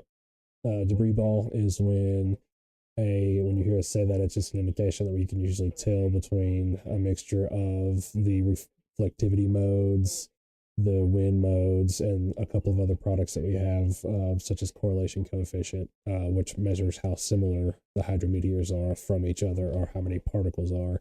And when we see a really bright flash here, in the correlation coefficient, that can tend to tell us sometimes that we're seeing debris. And same here with those indications. So let's have a look at this, since we are almost positive there, now that we have radar confirmed this tornado, that there is a tornado going on there, as positive as we can be with machines anyway, and actually take a slice of this storm and have a look at it in 3D. And yeah, it looks as if it's rather large. Let's have a look. Yeah, so we can actually see there the variations in the wind modes there to see the funnel cloud and be able to have a look at the wall cloud itself. And yeah, rotation algorithm looks like it agrees there. And yeah, so we were able to see more than likely where the tornado is, and actually able to look into the storm and see the funnel. So that area right there, we can have a look at it now, kind of with the traditional radar overlaid over the bottom. When we say that our reds and our greens are mixing and things, we can have a look into the storm and see the tornado, how it works. We can see the updraft tilted this way. So imagine just a straight line coming out of here. It's going to be throwing debris and other particles out into the surrounding atmosphere there, and that is how a tornado forms. That's how it works. So we're able to see it there on the radar. Let's see, that is just north of Cumberland Furnace, crossing State Route 48 North. So I'm not exactly sure what that is, but State Route 48 North. Real close to the Dixon line. And then we'll have a look at the storm that's looks like just the east of McEwen here as well. The same way. So let's have a look at that. So yeah, it looks like some pretty broad rotation there, but it's also got a pretty tight couplet there in the center too, between our opposing winds. Yeah, and you see the automatic algorithm markers there parking up with the green circles. Yeah, I would say it's a good possibility there as well. We kind of see two different rotation spikes on our algorithm here. Maybe a little dropout, or maybe a little scatter on the correlation coefficient there. Not enough to confirm it, I would say, not at all. So, but we see here the warning area itself. That red box is where the tornado warning was issued for, and we still see some broad indications of some rotation there and inflow, outflow with the storm, but not enough to concretely say there that we do have or don't have a tornado. But it looks like this one was just extended as well too. So confirmed tornado 15 miles northwest of White Bluff, 16 miles west of Ashland City, moving east 35 miles an hour. Yeah, flying debris will be dangerous. Those caught without shelter, mobile homes will be damaged or destroyed. Damage is likely. So yeah, definitely north of us right now. Not happening here, but if you got family in this half of the state right now, I would say draw a line above north of 40, and if they live north of 40, I would go ahead and give them a shout and let them know about this, let them know what it's going on, about the history that we've been looking at here, and make sure that they're taking the proper precautions. Tasha, I couldn't say for 100% about Lawrenceburg. It's kind of what we were just discussing a second ago. If you just missed it, no worries. And it's the same thing I try to say every time. I can't say, hey, that Lawrenceburg's going to get hit or this, or, maybe Etheridge, but not like Loretto or something like that. But it's, we can give the best kind of general idea over a broad area as we can to everybody, just by letting you know what we've had going on, what the history is, what the best guidance and science that we've got is saying. But at the end of the day, I mean, it's nobody can say. I can tell you that Lawrence County is in the tornado watch, and therefore tornadoes are possible. And it's just, it's varying different degrees of preparation from there, I'll say. So that's all it really boils down to, is how big of a threat that we've got. And I'd say it's definitely present. I wouldn't say it's overwhelming at this point. But again, at the beginning of today, we started out, again, we had a small meeting of the minds a moment ago. We were talking about this. At the beginning of the day, the tornado risk was very low. And that's what was the forecasted risk for this evening. So every now and then, Mother Nature reminds us who's in charge. So all we can ever do is give our best stab at it. And all I can say is Lawrence County has the threat of, tornadic weather. So that's the best I can do. But I can promise to we'll be keeping an eye on things. And we'll be here with you throughout the storm, basically. So as this line comes through and passes. So yes, distinguished members of the emergency services and such. So we appreciate, like I said, all of everybody here, and we wouldn't be anywhere without the information of all of you, from just telling us it's raining in Hampshire to telling us, that you've got cows flying in Santa Fe. That stuff helps. We're able to tell other people that, and able to forward things quickly to the National Weather Service in the event that we have something really important to tell them, and possibly get that warning issued or get that information updated or whatever because of you. And that definitely helps us out. It helps you out, helps everybody out. That's why we're all here. So, as we talked about real briefly earlier, that's why we are all about the likes and the shares and the etc. is not for the cloud or the credit. I mean, we'll take any the dollars that Facebook wants to share with us for all the hits and the traffic that we make them, but all of that stuff and the shilling for the likes and shares is all just to try to do well with the algorithm, so maybe more people see us. That's all it is about, guys and gals and sports fans and etc. And we appreciate you all sharing the knowledge with your family and friends, because that's all we're about too. That's all we want to do, is to make sure that we can get out the best information as we can, as quickly as we can do it, and maybe somebody that needs to see it happens to see it. So, and that is the name of the game, sports fans. So, but yeah, I'm just kind of going through and looking at some things on Twitter and here and there, and yeah, it ranges from the pretty heavily tornadic to the just devastating as far as the damage goes. It looks like here, and that's what I was saying, just that part of the environment. Yeah, right now I'm looking back at the radar here. We got tornado warnings being extended as well, so we got basically up to the Davidson County line, Williamson County line as well. So if you got the fam up there to the north, let them know. This one didn't look like it had as much of a conflict in it with as far as the wind as the other one did. I hope that's aliased. It could be. That's a lot of wind. I think that's the radar. 1 second. Yeah, that's the radar getting messed with. So, I would say, yeah, that's still some pretty good wind. Man, that or the updraft is running that high because it keeps coming back.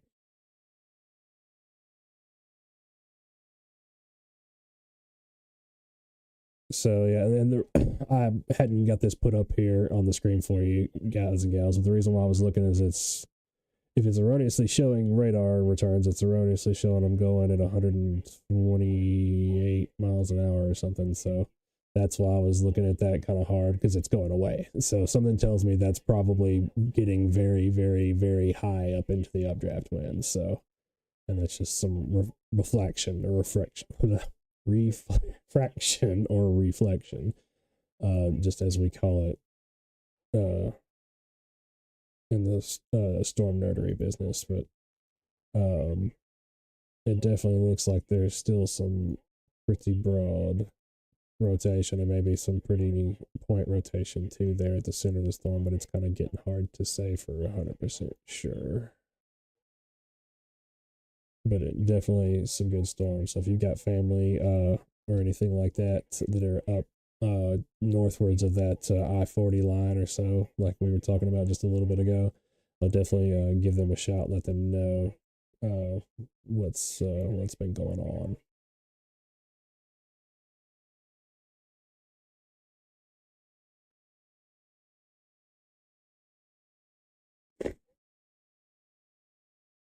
So, yeah, because some of these that don't have other warnings on them yet don't necessarily look like they're rotating. Or if they are, it's not much. But they still look like they probably will have some decent wind in them as well, too. So that is what it's looking like at the moment, anyway. So, yeah. Definitely seeing some hail signatures popping up there. Definitely seeing some indications of some wind. So, even if we are luckily not looking at the tornado threat, we may still see any of the times that. Sorry, I'm not laughing at y'all. I do remember the time we hit a turkey, Devin.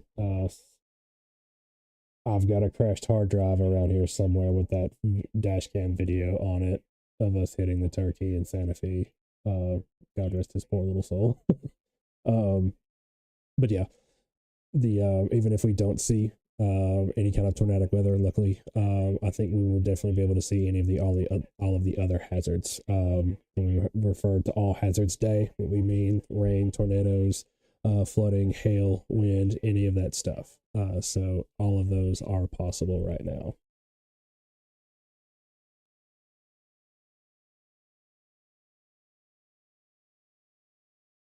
All of them. So this end of the line that I think that we'll be getting our weather from, the more southerly end of the line, does look like it's trending more towards a severe thunderstorm warning and not quite as much wind, but we're seeing some bigger hail indicators down through here, and the possibility of maybe some discrete cells that come out ahead of the main line.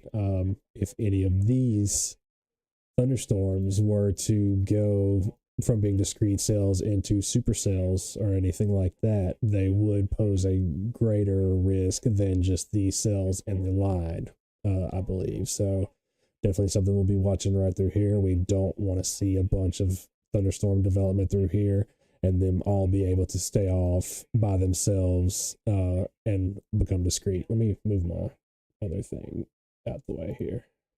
Seems like I'm always talking about something y'all can't see, and it's always on the left. So let me swap that. So, yeah. So just the more storm development we see here, the more kind of reason to worry we may potentially have. So we'll be watching this area pretty closely, as well as the main line of the storms as they approach. Again, just keep an eye on their track as they come, because there is starting to be a little bit more eastward movement across the line than so north. So that, of course, can play into the potential timing of things and when exactly the line arrives and how strong it is or which part of the line that we get. So, again, may not be talking every second, but I am definitely here with you all. And on that note, I'm going to pop off again for just a second. But I'll be right here still at the weather desk all night as long as we've got this watch in effect. We will be providing continuous coverage for as long as needed. So we'll be just right back.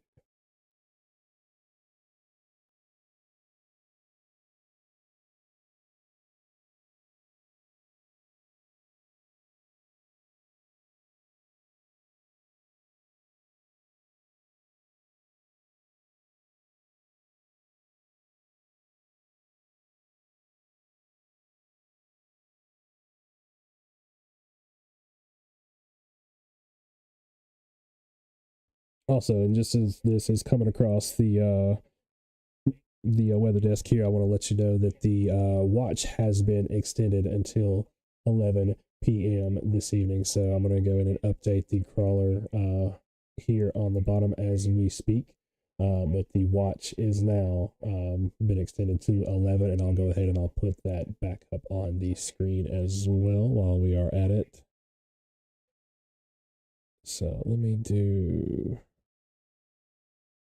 let's do it like that. Okay, so yeah, there is the new watch area now. And we got that back up on the screen, and I'm updating the ticker now, but I wanted to let you know that right off of the bat so that the watch has been issued. Tornado watch number, whichever, has been issued or reissued to expire at 11 p.m., 2300 hours.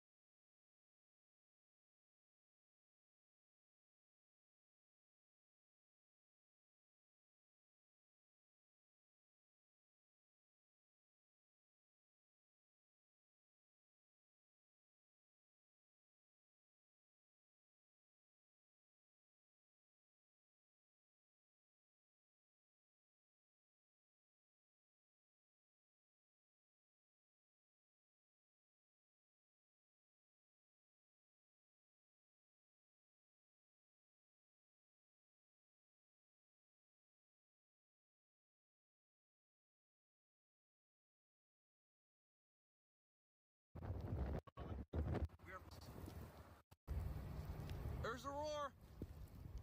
Loud roar.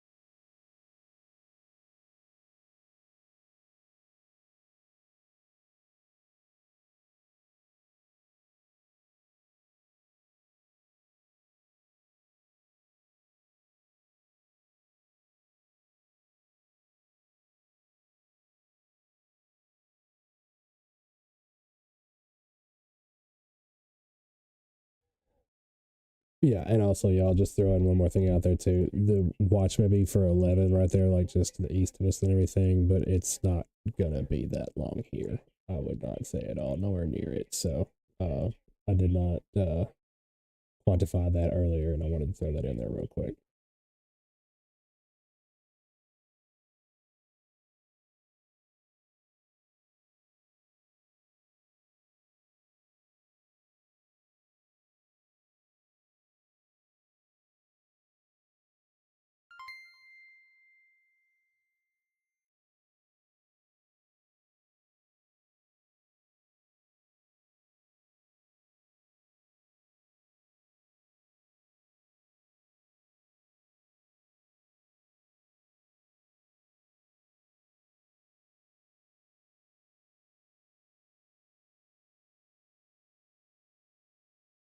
And it also looks like the tornado watch to our south, so for portions of northern Alabama and Mississippi, is now also in effect as well. And I'm retweeting some of the videos and stuff right now on the WDiMT Twitter. If you don't follow it, you can go and look that up as well and look at some of these videos on Twitter.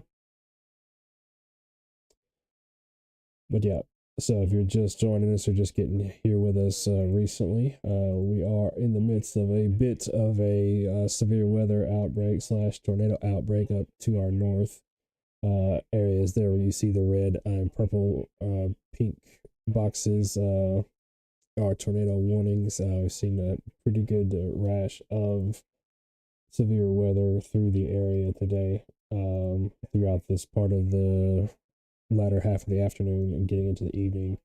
So we're keeping a pretty close eye on things as we go through, getting ready to post a new section of model as well.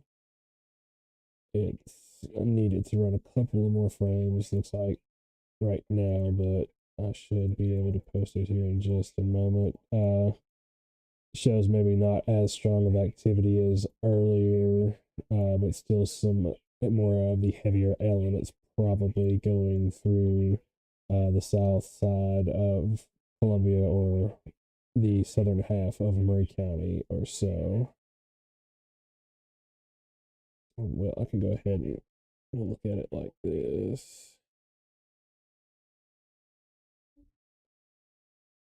I'll do a screen share with you again so we can see that here. It's a little harder to see for sure, but you can see some of the heavier activity from what it's thinking, still showing on track with maybe the southern half of Murray County or so. I'll let it pause on that last frame because that's the last one we've got, or those last two frames. So that's what we're at right now as far as that goes. But again, it is just a model. It's not anything that is set in stone or otherwise, just bound and determined. So something we like to consider and keep an eye on, because it can show us as far as trends go. And Jason, thank you, sir. Appreciate that always. Always big money. Helps us keep the lights on here. And as we talked about the very opening part of the broadcast, it helps just cover some of the operating costs here with the subscriptions and stuff that we have for some of the data providers and software and so forth, so on, and etc. So we will never be beggy, but it definitely helps out, and we were always grateful for every single last and every one of you. So yeah, still continuing to follow some of the damage reports out of the area as well. Looks like Clarksville, Tennessee, may have been some people trapped in a freezer in a business, so definitely that's scary to hear about for sure. Saw several looks like churches. I couldn't tell exactly where they were. One of them was a something Springs, I think, or something River Baptist church that was destroyed up towards Clarksville. So definitely never like to see any of that, of course. Never want to see anyone lose their place of worship or their house or anything like that. Obviously, homes and livelihoods are different than your life, but it still is horrible. Horrible this time of year, especially. So, again, part of the reason why we all do what we do, try to help out where we can, just to help spread the word. So maybe we can keep anyone's lives from being impacted by it at least. So sometimes nothing else can be helped, but we can at least try to get you some info and get you to some kind of shelter. So Bobby, I have not heard, speaking of which, if any plans are being made on the EMA shelter or anything like that. I don't remember seeing any, but I know someone will probably ask at some point. Somebody usually does, and that way get out ahead of that if need be, if anybody does ask. So maybe something to look into.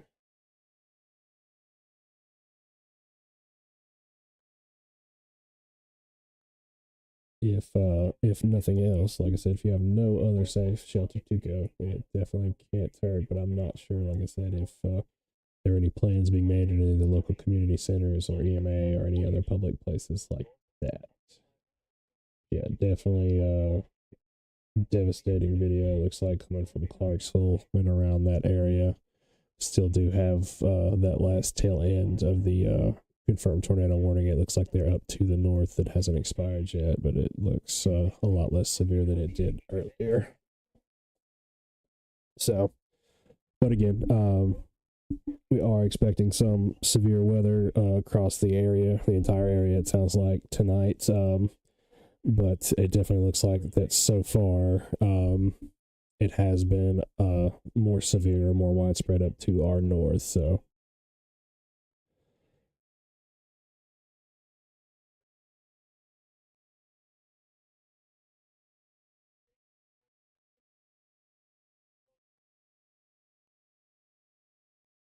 all right, something coming across the ES wires though, so one sec.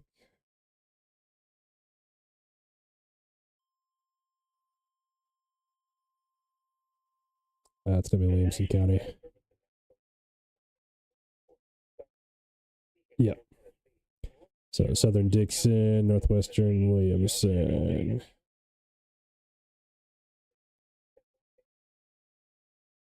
And the other one there looks like to the north. So yeah, there's again, like we were talking about earlier, we see kind of an area of circulation here with a tornado warning, and then we also see another area here to the southwest of it where it kind of forms these sawteeth edges. So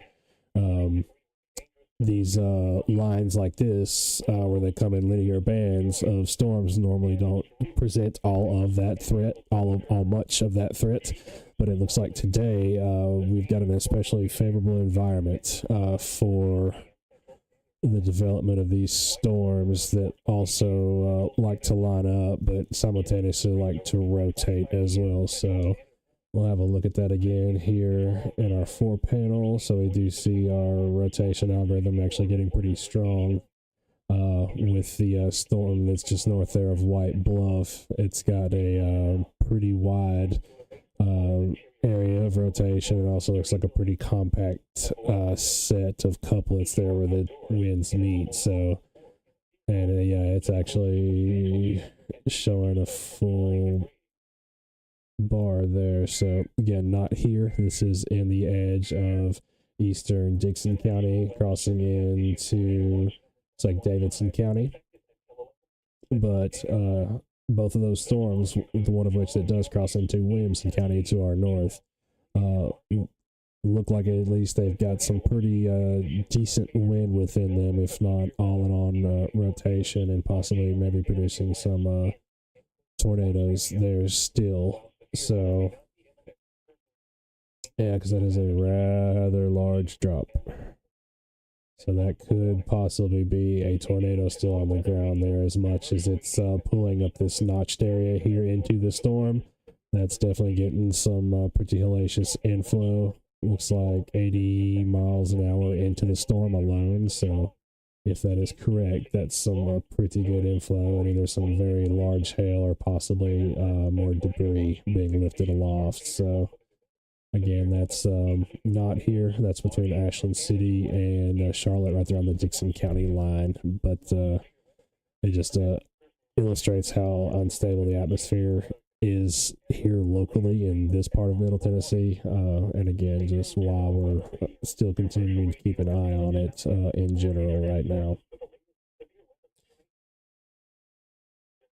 But like we talked about earlier, this is definitely the time to go in and make a severe weather plan, get in touch with the family, figure out what you are going to do if we have a warning issued or if we do have a confirmed tornado or anything like that. Go ahead and get the Christmas decorations, small children, small pets, etc., so on and so forth, secured and moved in from outside. Go ahead and stock that safe room, safe place, wherever, with the pillows and the blankets or flashlights or weather radio or whatever else it is you need when you get there, so you don't have to grab it on the way or etc. So, but definitely some bumpy weather out there this evening for sure. And yeah, there it comes. So yeah, confirmed tornado. Had a hunch it would be.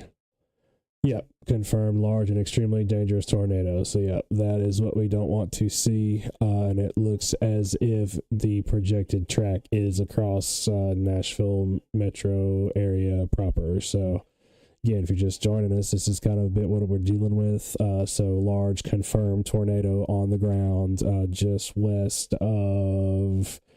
southwest of Ashland City. Looks like about get out here and measure and see. So from the radar site, yeah, it looks like about 27 miles west of Nashville or so. Call it a little bit less. Yeah, because that's from the radar site. So yeah, it probably is a little bit less than that. But large, confirmed, extremely dangerous tornado located on the ground. This is a PDS, particularly dangerous situation. So if you have family in that area or wherever they live there, they work there, they might be there, let them know for sure. This is an extremely dangerous situation if they are there and they need to take the appropriate precautions right now.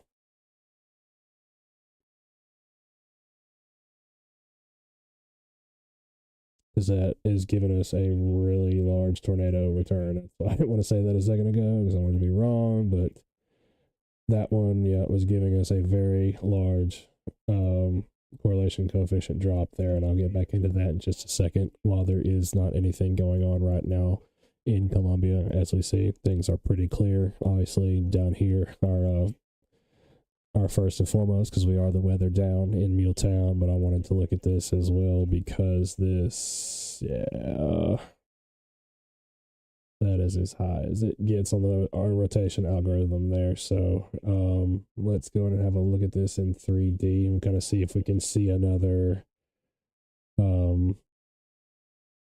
funnel cloud or a lowering structure there that we can see and talk about. I don't think I got enough of a slice of it. One sec. Okay, I got most of it there, but here we can see our hook there. Let's go and have a look at the winds, and we can see a pretty big structure kind of lowering there in general, kind of here in this area. So let me see if I can get anything a little bit more specific. Look just at our area of Max rotation there. No, didn't get enough of it again. So have a look. Yeah, for sure. Looks like we slashed it in half, but right here is going to be where your tornado is, and that is rather large as far as the area goes. So just south of Ashland City right now, north of Kingston Springs, you should be getting an eye full of it out to your north. But it looks like you have very large circulation there. Yeah, because it's all the way spiked there on our velocity mode. See if we can see. Looks like, yeah, we can see part of the updraft here as well there. So, large storm for sure. Apparently concealing a large tornado. Very large. If, yeah, that is believed to be believed, that is a pretty large dropout. And yeah, you could say it right there. Plain as day. So tornado right there looks like just off of Griffintown Road and Headquarters Road in the far western section of Davidson County, Kingston Springs, Pegram, Ashland City, between those. So definitely things to be aware of right now as we go and get a little bit closer to these storms approaching our area. So again, want to reiterate that is not here, not now, not coming here, not now, not to the MuleTown area, but it is indicative of what these storms can do. So that's what we want to keep stressing. Yeah, things are not great in Dixon right now. It looks like most of that is right on your back door. Let me have a look and see for you there, Brooke. Yeah. It doesn't look near as threatening. Let me make sure. Yeah, you've got some broad rotation there still for sure, just kind of along that the sawtooth edges of those lines, like we were talking about just a little bit ago. But right now, it definitely looks like the biggest threat there is in western Davidson County for sure. Dixon still is covered under the tornado warning for about another 15 minutes or so. So stick tight.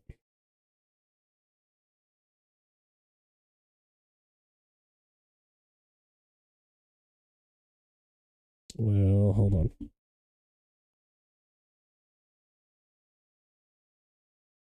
Okay, yeah, that's the velocity or reflectivity. Excuse me. I wanted to make sure.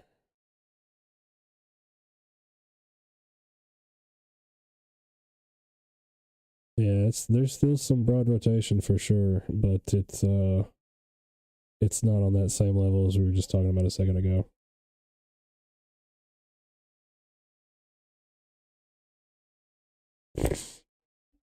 But yeah, if you've got family anywhere inside this fuchsia colored box, purple, whatever you want to call it, I would definitely let them know. That includes Nashville Metro proper, Belmead, Berry Hill. Let me see if I can storm track this, and it will.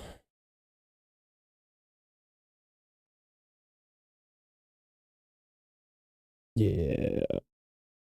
So let me open our storm track software up here.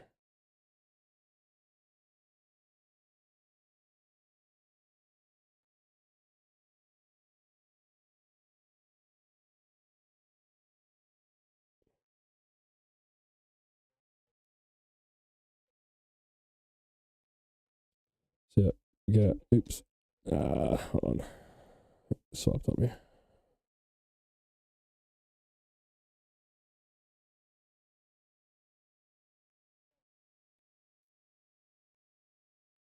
Looking like about 60 miles an hour.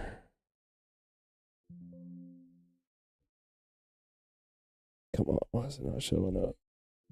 Oh, it's because I've got two of them open. Okay, one sec.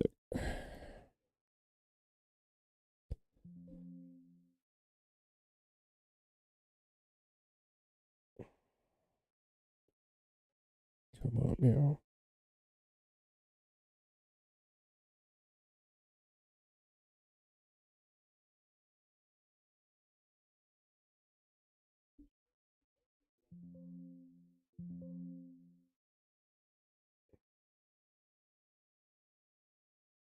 Well, it's not wanting to add.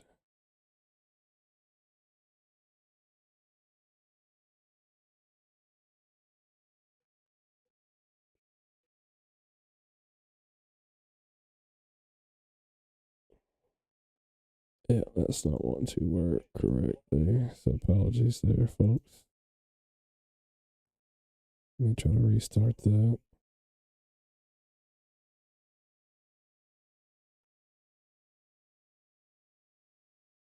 Okay. There we go. So let me get the info from it. I'll just have to do it manually. Uh, 35 knots, bearing 249.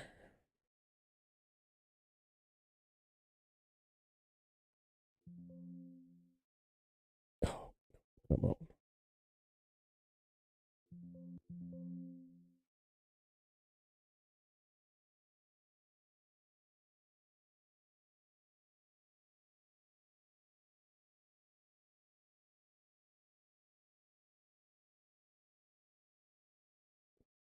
All right. Sorry, folks. It's just taking me 1 second. I have to do all this manually. 249, 35 knots.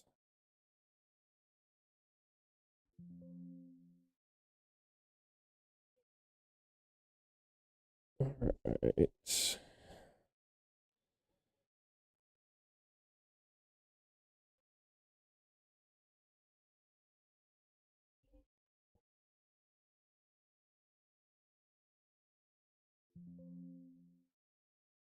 There we go. So yeah, it looks like where's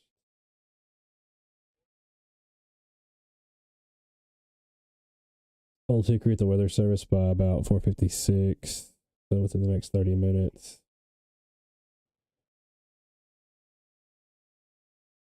Yeah, I don't recognize any of those. So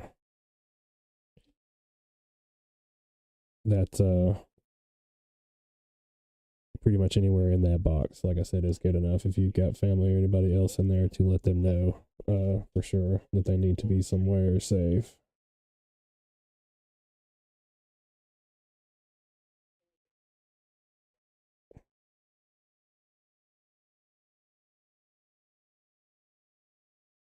Okay.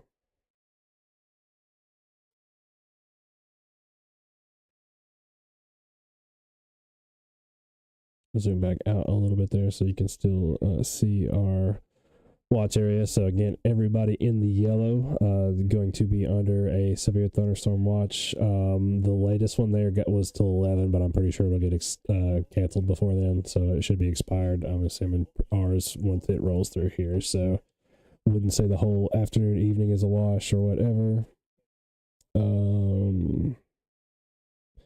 So yeah, pretty much between, I would say, 5 to 7 has been our best guess all day. I'll put up the NWS graphic again for you all.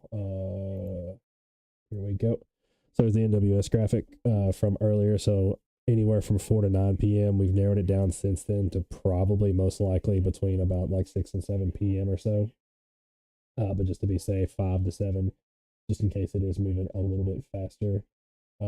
This was the last model run that we did. I'm waiting on the next one to get done. And then again, obviously, it's time stamped up there at the top left for you in Central Standard Time.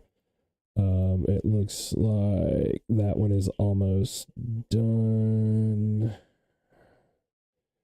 Cool. Yep. So the next model loop is ready. So give me just 1 sec.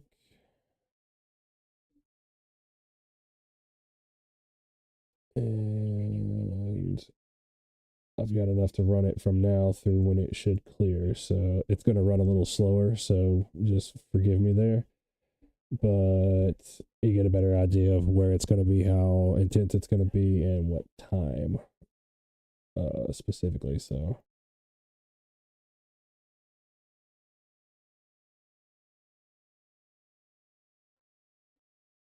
Right. So let's update that real quick. So go back to the timer real quick. And I'll update this. All right, so latest model run coming out.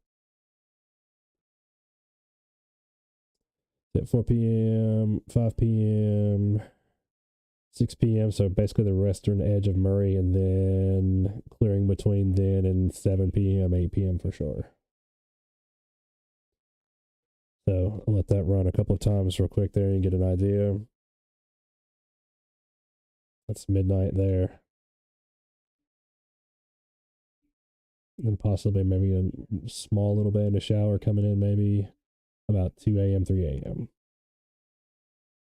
That should all be sub-severe. So it looks like it's backed off a little bit from what it has been the last couple of runs. It was showing some more heavier intense activity, or a little bit more consistently heavier activity farther back in the gap to the west there around the western side of Hickman County and Lewis County. But it looks like that has backed off a little bit from what it was running on the last few runs. But I would still say the timing somewhere between closer to 6, 7 p.m. would be about right. So another warning coming out now. So let's see what this is.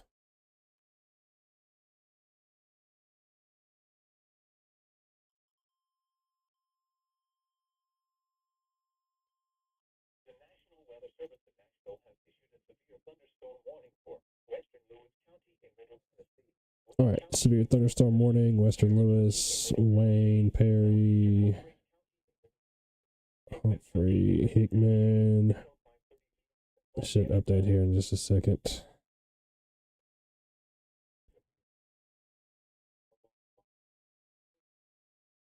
Yep, there we go. So they went ahead and pretty much warned this whole section as it approaches. So being as that looks like what they're going to do, I would be not surprised if they did the same thing again here in a second, and it will come out a little bit before this one gets about halfway progressed probably. So I would expect Columbia, Murray County, MuleTown area to get a severe thunderstorm warning out of this as well, unless something changes. So go ahead and be prepared for that. Speaking of which, we got another confirmed tornado there just north of Springfield right now. So pretty active along the whole bit of the line. But again, if you're just joining us, the majority of the tornado threat so far has seemed to be up towards the north. So there's that for sure. So definitely not sounding alarmist or anything like that. But this watch looks like it's going to be a little bit busier one than some of the previous last couple that we've had. So there may be some wind damage. Like I said, large hail, less likely here just basing on from history, but we are all still in the tornado watch. So we have all severe hazards possible this evening. So wind, hail, tornadoes, flooding, the whole 9 yards. So I'll go ahead and put the first tornado watch graphic back up. There we go. So again, tornadoes, hail, wind, scattered gusts, 70 miles an hour or in excess are possible.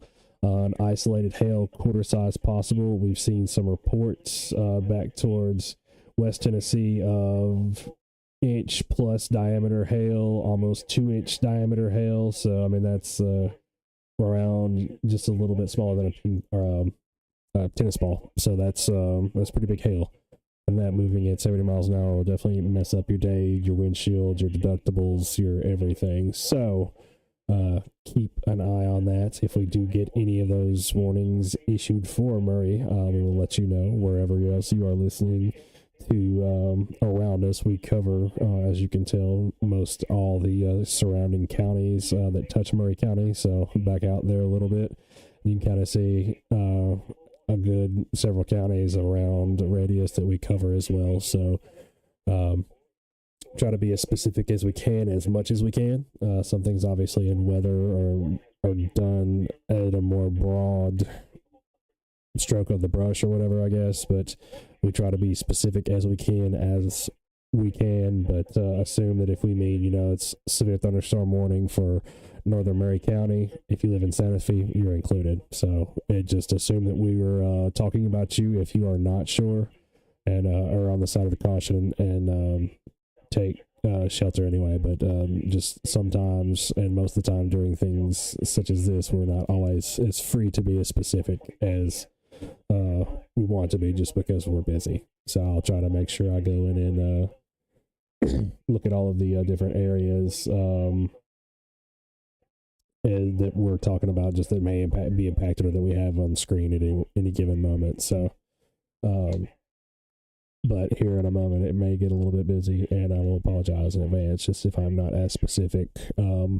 If I throw out something sciencey and you don't know what I'm talking about, stop me, throw it in the comments, the something.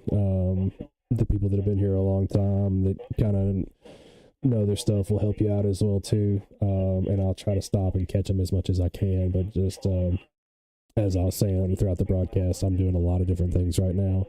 I'm on Twitter, Facebook, YouTube, another one that runs several social media platforms, looking at radar. I'm recording all of this, some TV stationing it, reading comments, looking at 3 different pages on the National Weather Service Storm Prediction Center and all of that fun stuff. So I am in sensory overload, but I love it. So I'm going to go ahead and talk about something else real quick too, it looks like. So just issued another mesoscale discussion, which are kind of advisories they issue, the Storm Prediction Center issues between watches if need be. So the long-lived supercells are ongoing north and west of Nashville. Environment characterized modest instability, favorable level of shear. Tornado threat remains as long as instability remains. While an increase in storm coverage and tendency towards more of a linear mode is expected with time, the ongoing supercells are sufficiently ahead of the cold front to maintain relatively discrete conditions in the short term as they move quickly east and northeastward across northern Middle Tennessee. So I'll post the threat area there, but Murray County is still within the geographic boundary of that particular threat area that I'm reading from here. I'll pull it up on the screen real quick so you can see what I'm talking about just until I can get it posted, but just talking about additional potential of development here within just the drawn area is what I was reading from there. So again, something to take into consideration where the SPC is seeing these things, but I'm posting that as well while we are at it. I haven't started posting warning yet because I feel like we're going to get a bunch or just going to get this just single one here in a second. So I haven't been trying to do that because that makes me a whole lot busier, but we're to the point to where if you normally take my advice and start becoming weather aware when it's touching the county just to the west of us, whichever direction it's coming from, this is about the time where I would consider our severe weather plans or just whatever plans you've got going on in the next hour and a half, maybe 2 hours, and go from there with the plans going forward or not, or safe spots or not, or whatever. I wouldn't go hide in the closet right now or anything, but I would make sure I had my things that I was going to take with me gathered up. So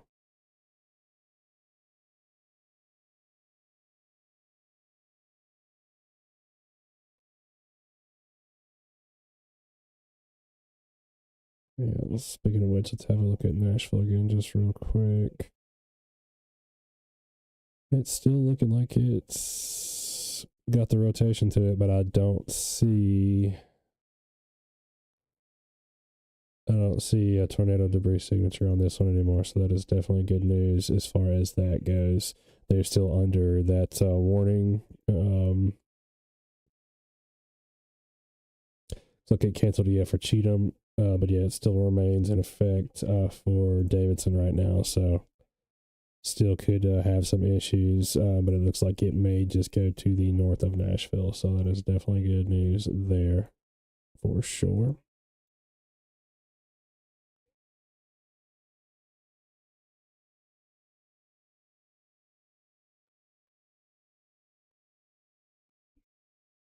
I think I saw something. Yeah. All right. So just tweeted out by Murray Emergency Management, the safe space at 1451 at Tom J.H. Parkway will be open at 1700 hours. So that's 5 p.m. So in about 26 minutes from now, in anticipation of the incoming weather.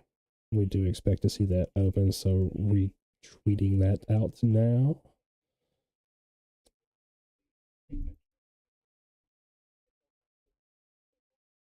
And getting that posted on Facebook now. So anybody that was wondering earlier, there is that information for you. Feel free to like it and share it and or whatever else.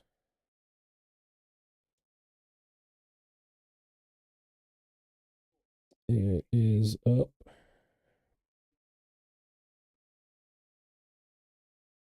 So again, just to repeat that, if you didn't catch it or just came on, the safe space at the Murray County Emergency Management Agency is going to be open in about approximately 26 minutes at 5 p.m.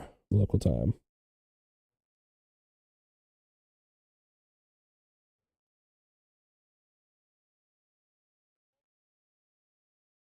Several of the other local weather pages or the Twitter accounts that I follow are all pretty well tuned in as well too with this one. So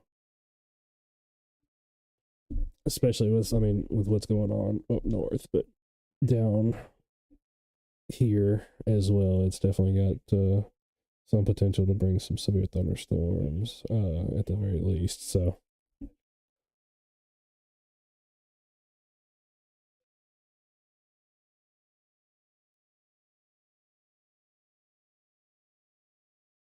right. But again, yeah, if you're just joining us, currently that's the radar view that we've got going on. Some storms approaching from the west. Currently at 68 degrees in the sunny side. Pretty brisk wind all day today out of the south-southwest at the moment at 13 miles an hour. It's beginning to seem like it's picking up here a little bit as well in the last several minutes. I've been looking at gusts of about 15 to 20 all day, but seems like the readings have been going up here as I just glanced down. Barometric pressure is 29.71 and falling to 0.61. So still no detectable lightning in the area right now, but it looks like if we pop over here to our lightning and let that update, it definitely looks like there is a good bit of it associated with the storm. So zoom in there a little bit and you can see pretty much all up and down the line there, but especially in the heavier sections that we are seeing some pretty good lightning being put down.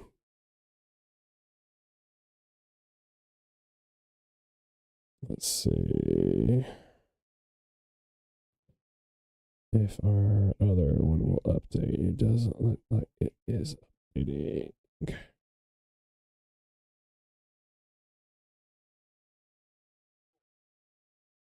Yeah, I'm have to work on that a little bit and see if I can get that back going, because I really, really like having the lightning because it helps tell you what a storm is doing as well, whether it's kind of gaining strength or losing strength or what.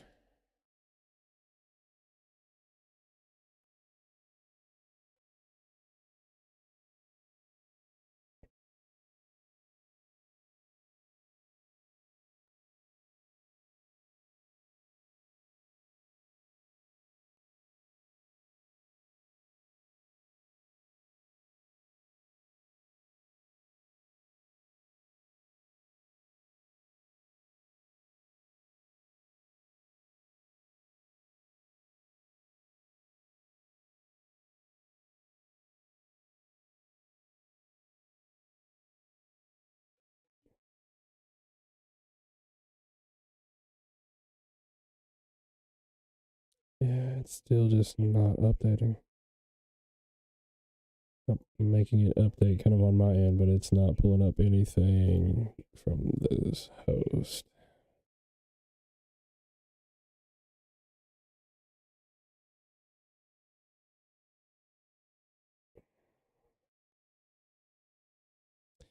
Yep, and I don't get that. That may just be something that I have to look for a better solution on.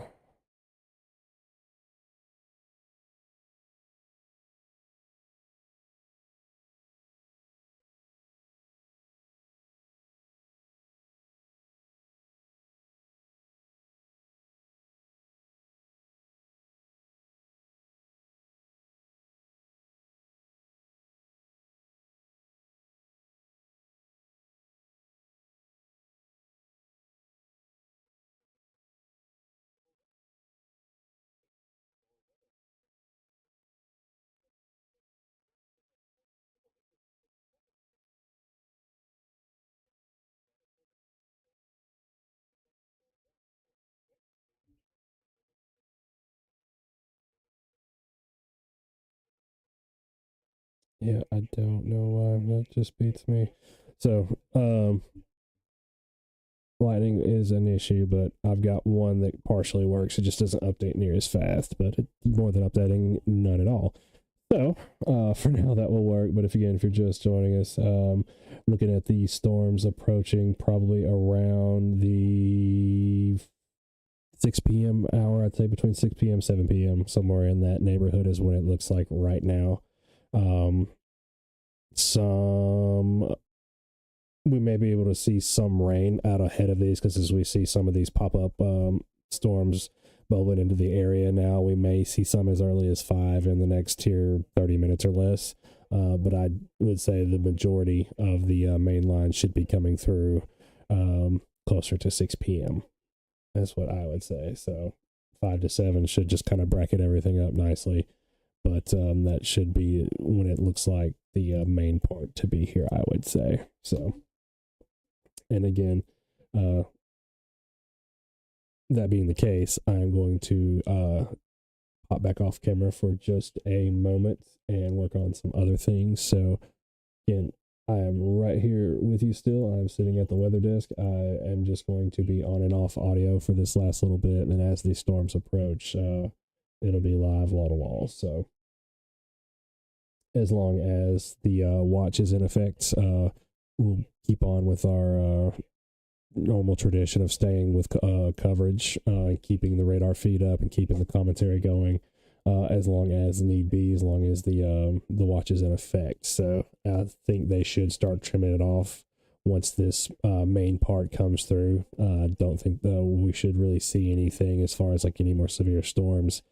Anything after this main line should just be rain. And most of the models show it being at a pretty good gap of when it was coming through later on after midnight anyway. So, that having been said, if you've got family up in the north, definitely have them keep an eye out on things. Those are all confirmed tornado warnings at some point or the other. It looks like. So, it has been an active weather afternoon, and we expect more of the same this evening. So definitely stay tuned to the continued coverage here down at Weather Down in MuleTown.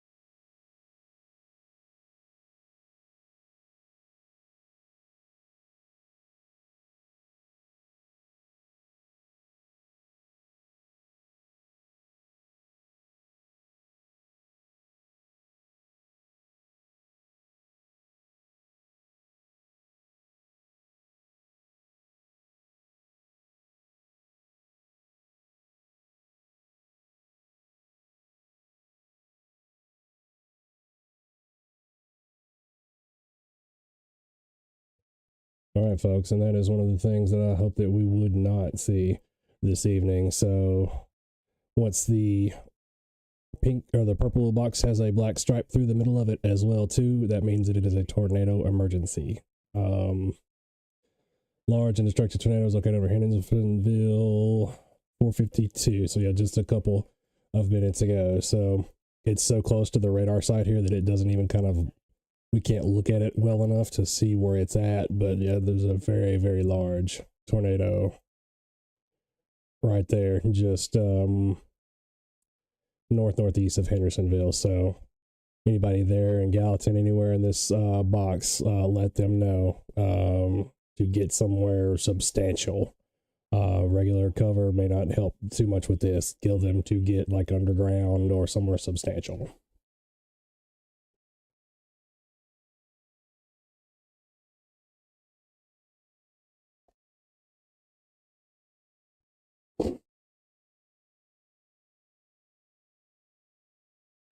Yeah, that is definitely what we don't want to see. Yeah, again, just to recap, tornado warning, confirmed tornado there. So a PDES tornado, and then tornado emergency. Is not anything you ever want to hear. Tornado emergency, just for lack of better of an explanation, just means is like not only is it bad, it's really bad. So definitely, if you have any people in here inside this box, let them know that this is going on, because it is very, very bad. Things still doing pretty good as far as MuleTown goes. We're getting a little bit of the pop out ahead showers and stuff, but so far it looks like the main line is still back crossing the county lines just between Perry and Lewis. So still got a little bit to go before our storms get here. I'll leave that backed out a little bit.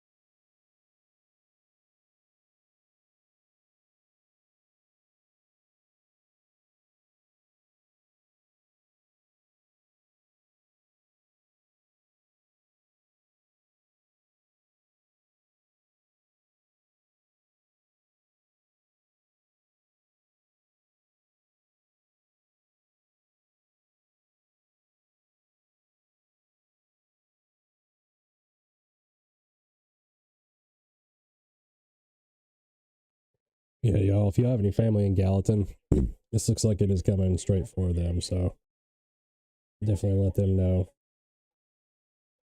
they need to go somewhere like now. 'Cause it's hard to tell, but it looks like it's still on the ground because it's so close to the radar. But if I had to guess, I would say, just by looking at the reflectivity and the wind that we can see, I would say it possibly is. So yeah, Gallatin, y'all need to be in cover for sure.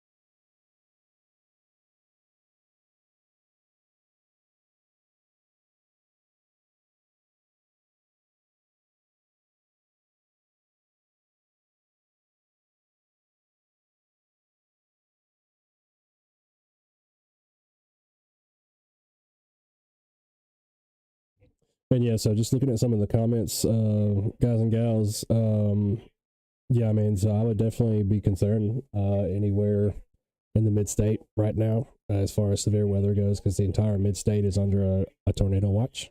So, um, as far as like Murray County, Columbia goes, or whatever, yeah, I would prepare because now is the time to do that. But we still have a little bit to go before the main line of storms gets here. But yeah, just in general, I would definitely prepare because we've been under a tornado watch.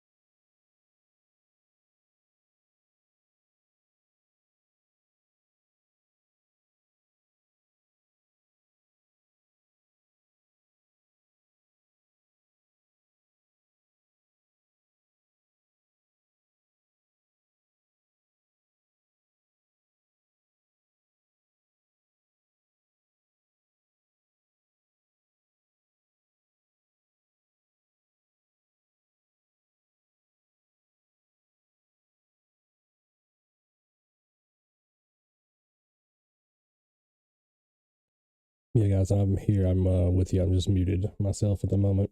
I've been going in and out and doing some other things, and I had to get up for a brief second, but I am still right here with you.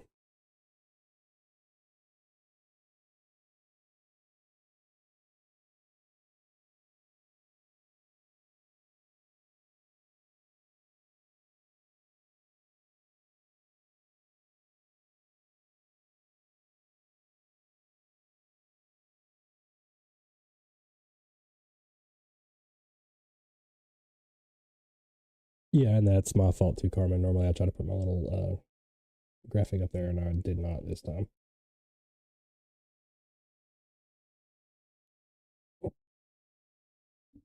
But if you are just joining us here this evening, we are waiting on our section of these lines of storms to come on through. That section right now is severe thunderstorm warned, as you can see here by the yellow box. The overall yellow area is the severe thunderstorm. I've done it every time. I don't know why I do this. This one, for some reason, is so much harder. I have no idea why in my mind to say tornado watch. I always want to say severe first. So, the tornado watch here in the broad yellow area goes until just depending on where you are, at least 7 p.m. tonight. Some cases just to the east of here are to 11, but I imagine it will probably be expired as soon as our section of the line comes through. So that is what we are waiting on at the moment. Keeping an eye out to our north as well too, just on some of these storms, because there was a large, extremely dangerous tornado that looked like it went over right over Gallatin just a moment ago, and that's what I was doing. So if you got family up there, definitely check on them in that area for sure. So dangerous storms out there right now. It's a possibility, TJ. So TJ says, is Murray expected to be that bad? Not that bad up towards the Gallatin neck of things. I would not say that at all. But being as we are within the tornado watch, it is a possibility that there could be a tornado anywhere in that yellow group of counties there in the big, larger yellow blob. So specifically in, let's turn that off real quick. Specifically in the yellow box here is a severe thunderstorm warning. So that means winds up to 70 miles an hour and half inch or better hail. So it is possible. Again, that is what the warning means, is it is happening right here, and the watches mean that it is possible. But it's anywhere in that area, like I said, it is indeed possible. So we are just here kind of watching them on in the rest of the way just to see what exactly transpires, but the potential is definitely there. So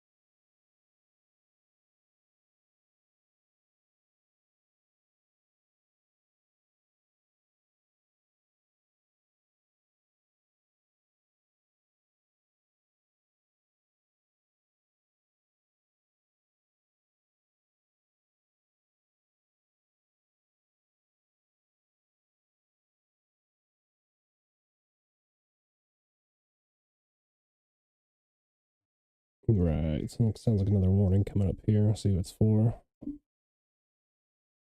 Imagine it'd probably be for, yep, there we go. And it's going to be for Murray County. So go ahead and get this posted. I got that, y'all. Or Bobby, rather.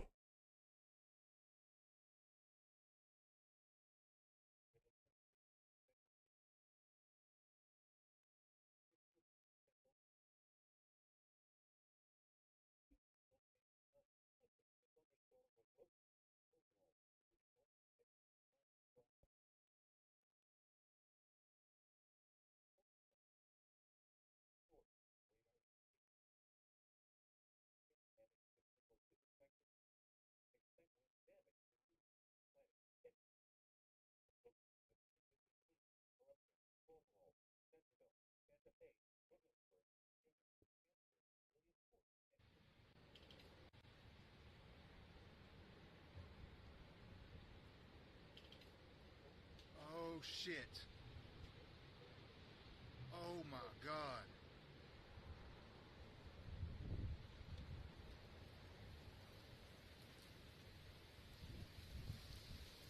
All right. So, yeah, severe thunderstorm warning till 6:15 p.m. Central Standard Time for us. Sounds like there may be another part coming out for one of the other counties or the rest of the county.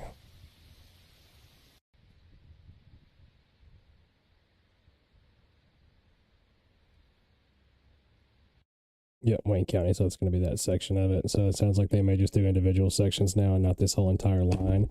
But parts of MuleTown and Murray County are now covered under that severe thunderstorm warning. So leave that centered there for a second while I'm updating some things.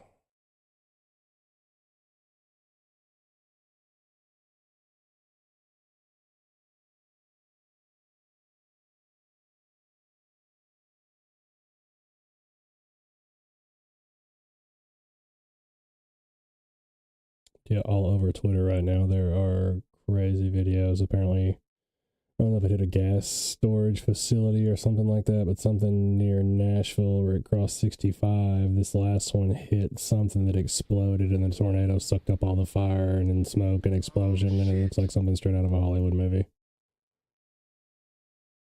So it looks like Reed Timmer or somebody got it.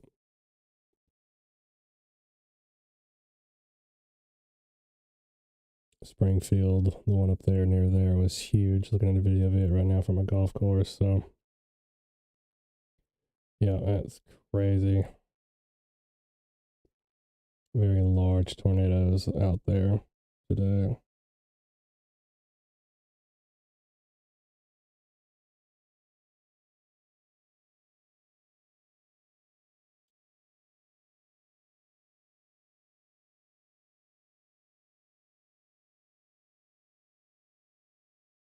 Yeah, that's wild. Absolutely wild. So, right now we are under that severe thunderstorm warning, and we remain under the tornado watch until at least about another hour and a half or so anyway.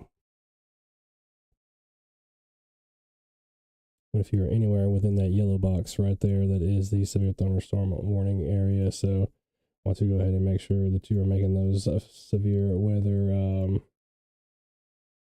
preparations if need be.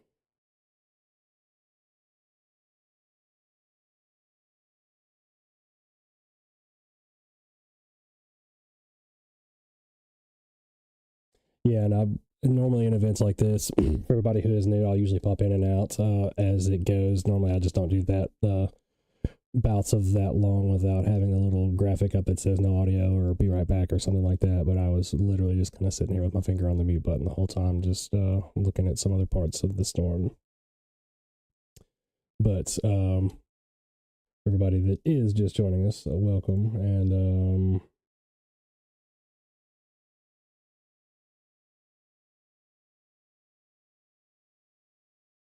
yeah, it looks like it must have, Seth. It's, well, yeah, I'm getting updates, so I'm not sure.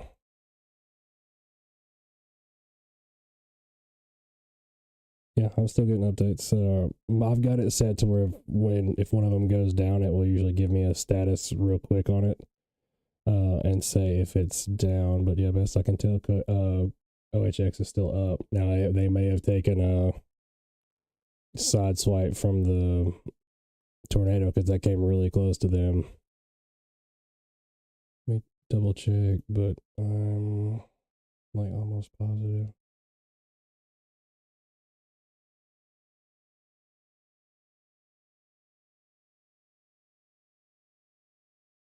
Yeah, I think OHX is up. Yeah, it's up.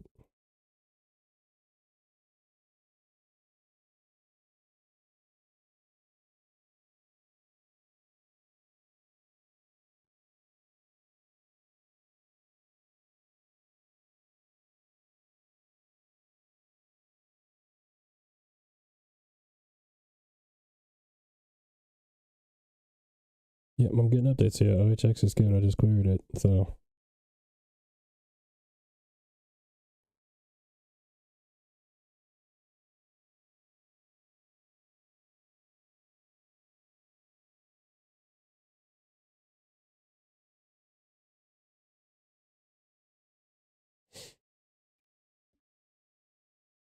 Ignore that. Alright. So yeah, it looks like so far I don't see anything just overly concerning as far as like rotation goes within the Murray severe thunderstorm warning storm. Looks like it is just gonna be hail. Looks like there's some pretty decent hail on the Highway 48 right now. Yep, 48 South and just right between Hickman and Lewis County. But other than that, yeah, they're definitely, don't get me wrong, there definitely may be some straight wind in there, and I'm getting some gusts probably in the 50s, 60s, but so far it looks like it is all just straight wind.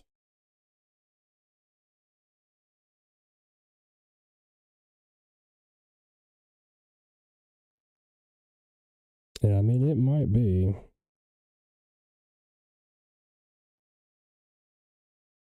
And I'm getting my first detectable lightning strikes here as well now, too. So for everybody in the Murray County, Columbia area, Sunnyside, and more specifically, I am getting detectable lightning here as well. So I probably want to go ahead, if you haven't already, because I usually try to leave mine out as long as I can.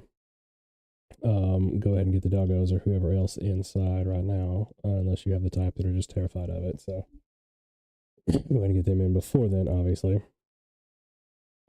But yeah, Evan, normally I run the Nashville news media feeds up here while I'm doing this, but I don't want the audio to bleed over and them try to flag us for copyright infringement or anything like that, because they're petty like that sometimes. Another severe thunderstorm warning, so this cell coming out of Lawrence County as well too. So Mount Pleasant, I would be ready. Possibly because you're just outside that one, so you're going to be between the two now. So I would be ready to take cover if need be. But that one actually looks like it's got a little bit better broad rotation than Hohenwald does. So west northwest of Lawrenceburg, west of Etheridge, it looks like. Yeah, maybe it's broad, but maybe. So definitely some heavy rain going down, and if not, some decent straight wind to it as well.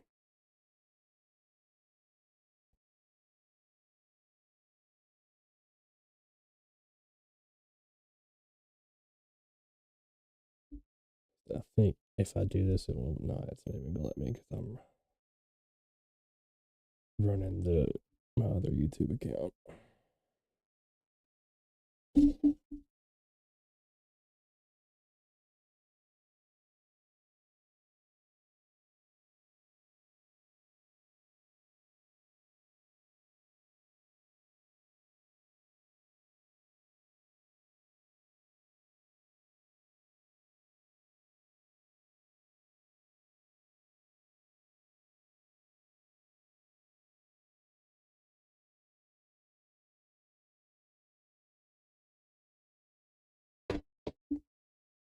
again, still we're here with y'all this time, not even muted, just stop talking for a moment. So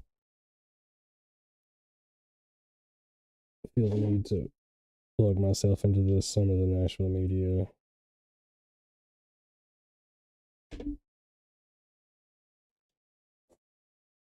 Got channel 2 in my ear now, at least, so I can hear part of this.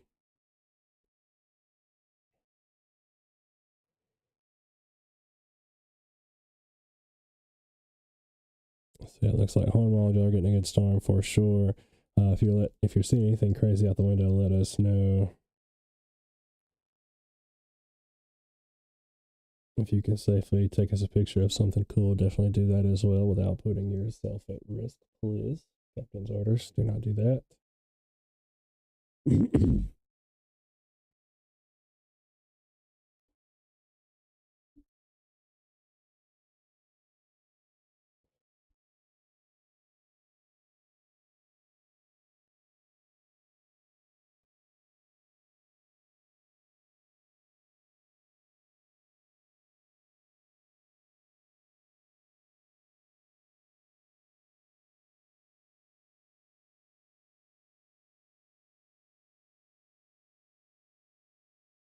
Go ahead and keep panels up here so we can see what exactly is going on with the winds while we're up here.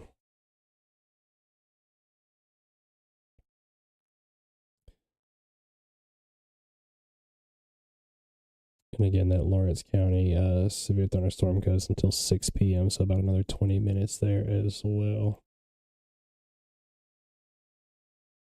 And our 6:15 for Murray.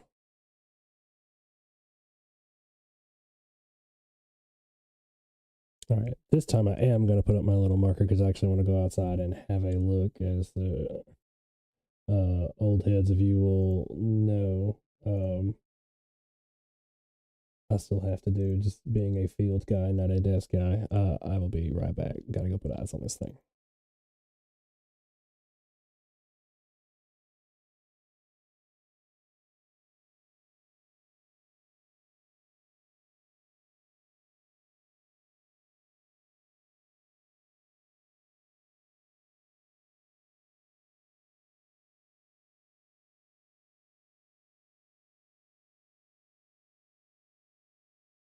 All right, and before I even walk off, they are also, looks like they're about to start trimming counties out of the severe thunderstorm watch as well. So that's good news as well. So not us yet, but some of the counties to the west, it sounds like, in the north are getting trimmed out. So good news.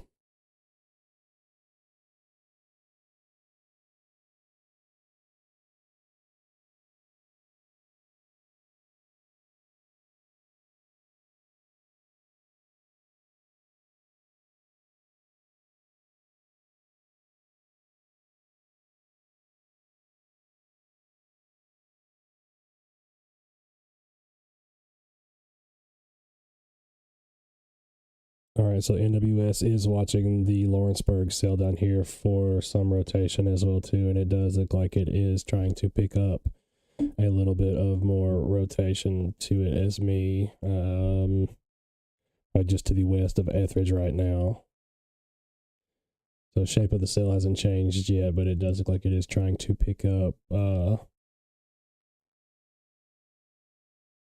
Yeah, they are watching the rotation that says not ready to quite call it a tornado warning, but NWS is watching the Waynesboro storm and the Lawrence County storm both right now.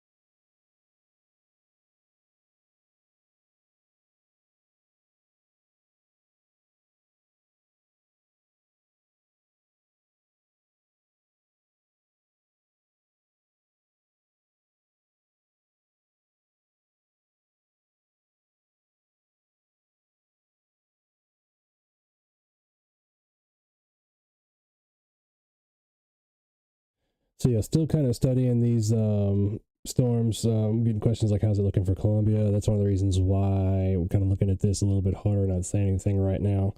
Either one of these storms, it looks like, could affect northern Columbia on the severe warm part already, but especially this one down here that could approach Columbia on the south side, or Culleoka, or one of those that looks like it is trying to rotate a little bit more than the other one. So that's why we got both panels up here. We're looking at the wind on the right side and then the rain and what it's doing on the left.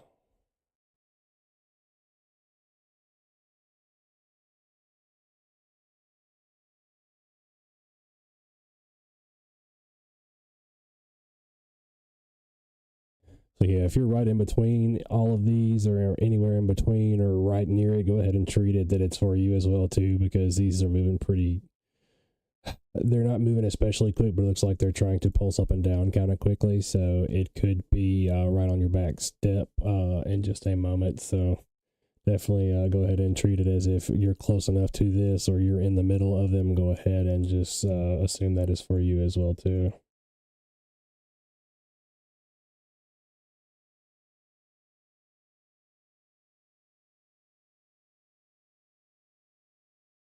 Yeah, and if you think you're needing to take shelter or anything like that right now, and you have to go to like a neighbor's house for a basement or something like that, or you have to move from where exactly you are right now, definitely go ahead and do that if you're not covered within these areas. If the storm is already on top of you, no, it's too late. Don't move. Make the best with what you've got.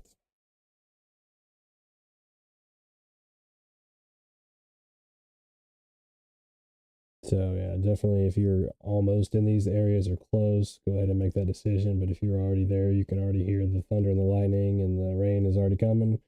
It's too late. So don't worry about that. Do the best with what you can. Interior room or hallway. Definitely get out. If you're outside right now, get indoors, some kind of shelter. The best you can do.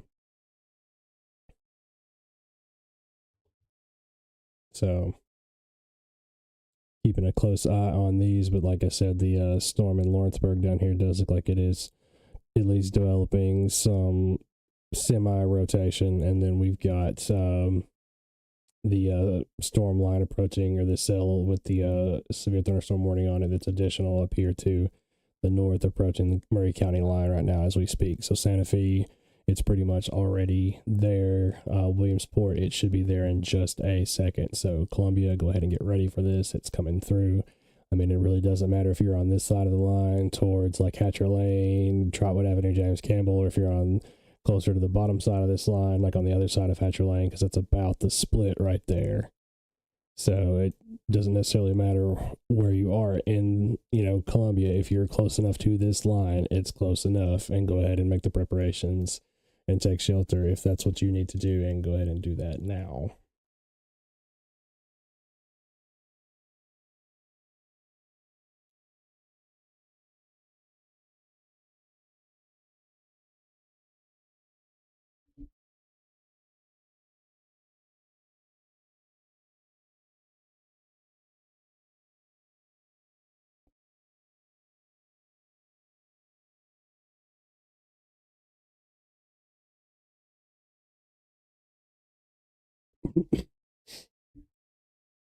So again, if you're just joining us, we do have an active severe thunderstorm warning for Murray County, as you see covered here by the yellow box. That's roughly the direction that the storm is moving. So if you're anywhere inside that box, or if you're very close to it, go ahead and treat that as a situation where you need to take shelter.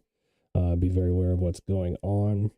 And another potentially approaching from the southwest of Mount Pleasant, coming out of Lawrenceburg right now, that is currently severe warned. This one, as we see down here on the right side of the screen, when the yellow and the green and the red are touching there, tends to mean that the storm is trying to rotate. It's also showing a hail signature. So anytime we've got hail, even same thing goes with the storm that's approaching Williamsport right now in Hampshire. If it's got any kind of hail in it, it's got enough of an updraft to rotate just a little bit. So keeping an eye on that, and as well as the storm coming through Wayne County right now as well, about potentially impacting our area in Murray County or Columbia MuleTown itself. So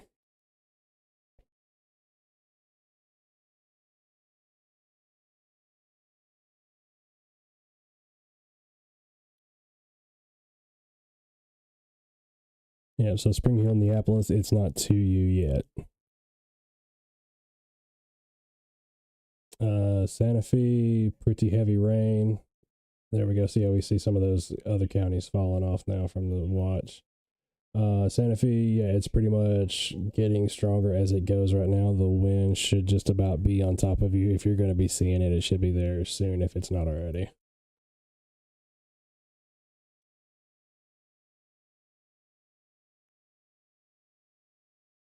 All right. Lightning and thunder. Or excuse me, thunder and Culleoka, no lightning yet. Yeah, it is the same way there. Maybe starting to rain lightly, but it is not quite there yet.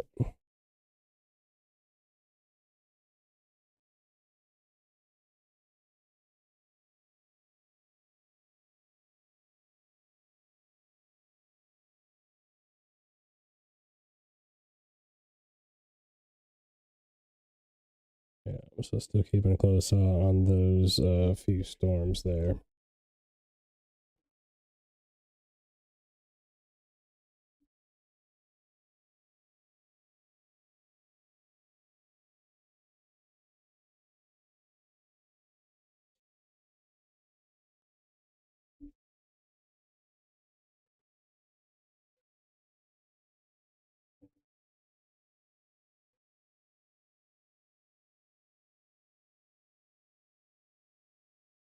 Yep, we are still watching some of the storms that are coming out of extreme east, northeastern Mississippi, and the ones that are in northern Alabama should stay mostly below the state line or should pass to the south or east of us. I think we should be okay there, but we're definitely watching these couple here with the yellow boxes around them that are already severe warned.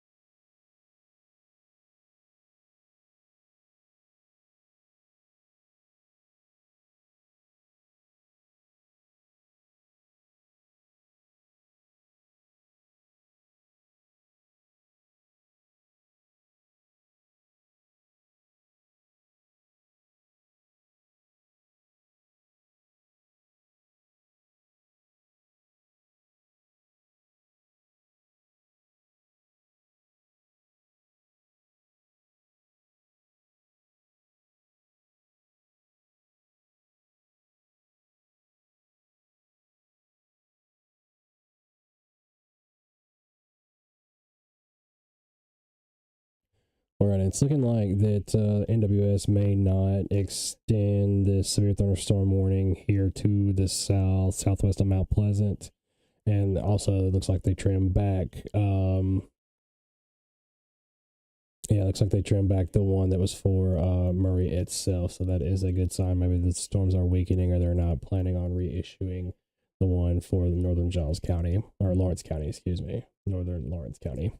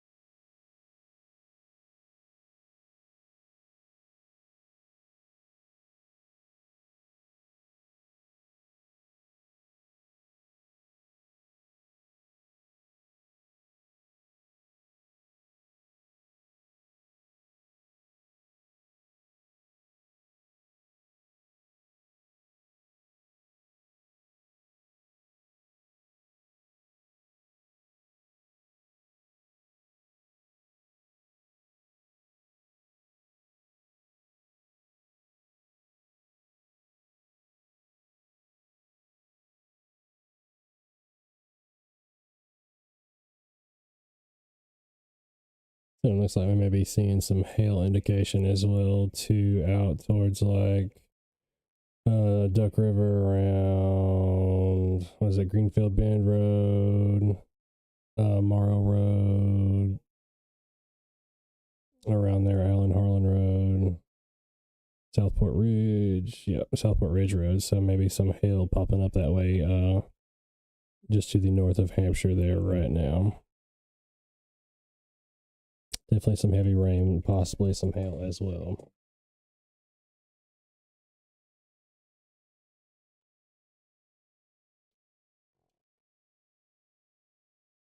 Yep, and Waynesboro still down here is looking like it's trying to get the best circulation, trying to rotation possibly now. So the Summertown Etheridge still looks like it's backed off. It's just looked like it's probably inflow into the storm now. But Waynesboro looks like it may be trying to be the worst looking one at the moment.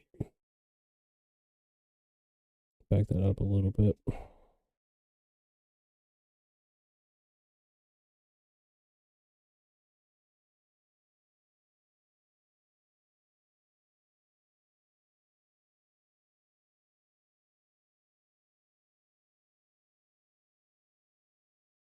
All right, so yeah, tornado warning coming out for Wayne County now, just any second now. NWS is issuing it as we speak, so would be ready to act on this one if it holds together, just depending on how far they put the polygon out.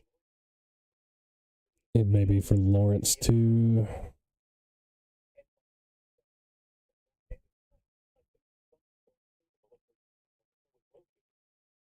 Come on. Refresh.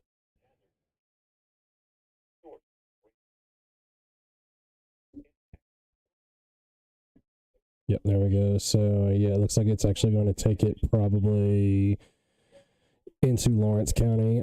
Could be close though on the track, so just keep an eye on this one. Again, red box now, tornado warning for Lawrence and Wayne County both until 6:30, so about the next 30 minutes on that one. Let's see. Look, nothing.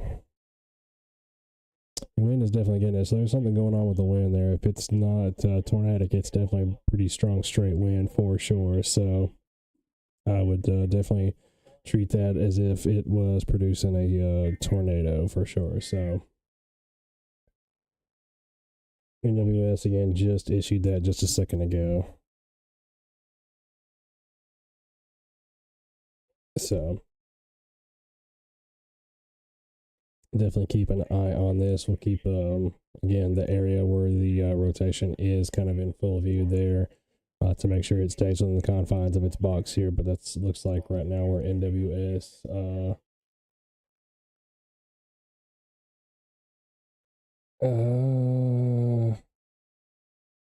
Maybe. I mean, if it keeps going much more northeast, it might travel into Murray County, but it's going to be close there. So I would be, again, if Mount Pleasant near the ends of this box, Culleoka, possibly be prepared for it to be issued for Murray and include you if it stays together.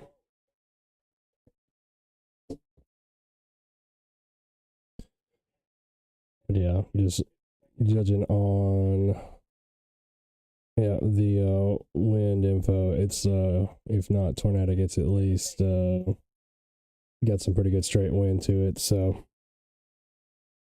definitely if you got family there in the red box, let them know what they've got going on.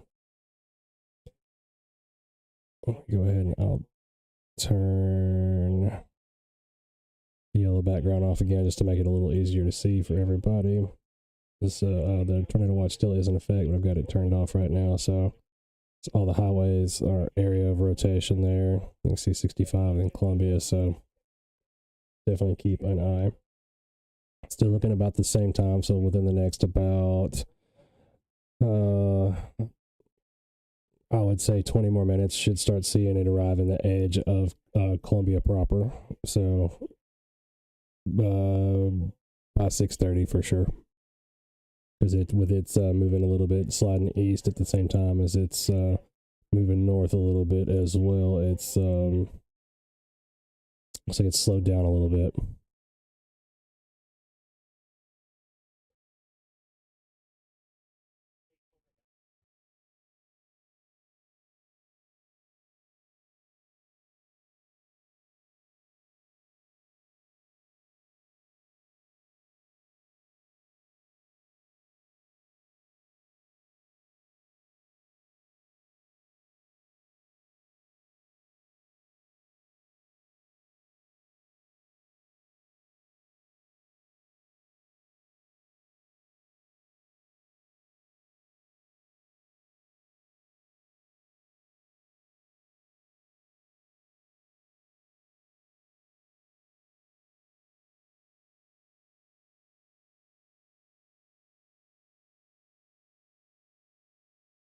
although it's looking like in the last couple of scans that the rotation has backed off a little bit from what we were seeing with the Waynesboro cell. It's still showing some pretty significant wind there, but still got something going on there. So the severe thunderstorm warning for Murray looks like has been allowed to elapse. So NWS seeing the section of our storm coming out of like Santa Fe, Williamsport, Hampshire area, looks like it is weakening below severe limits. So that is definitely good as well.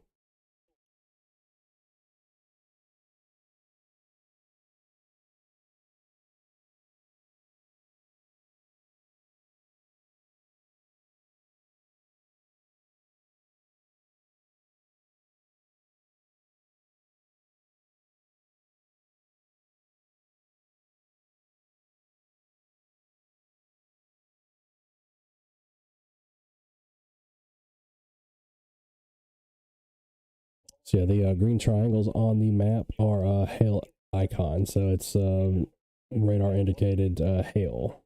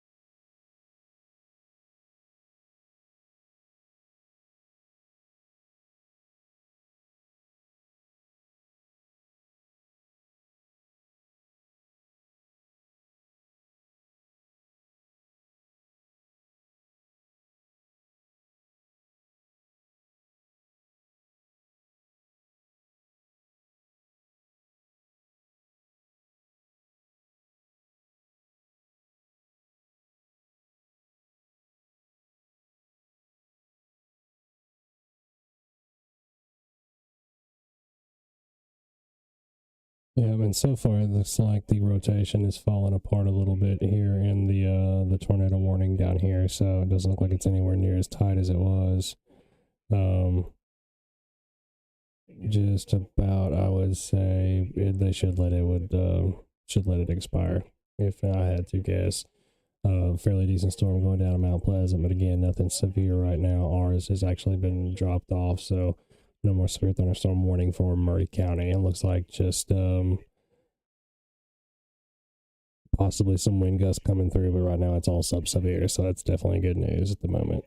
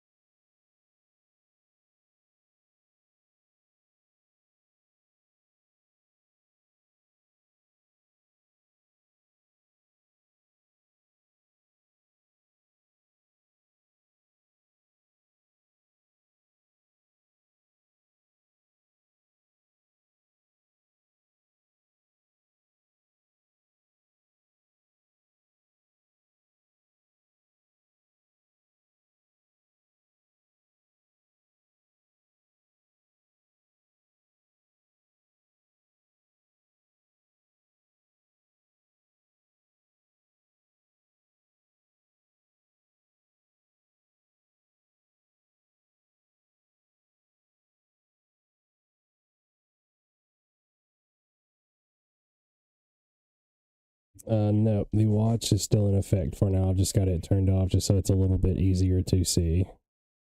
Da, da, da, da. So, yeah, there is the tornado watch area still, so it is being trimmed off a little bit. You see the county is starting to disappear there. But they,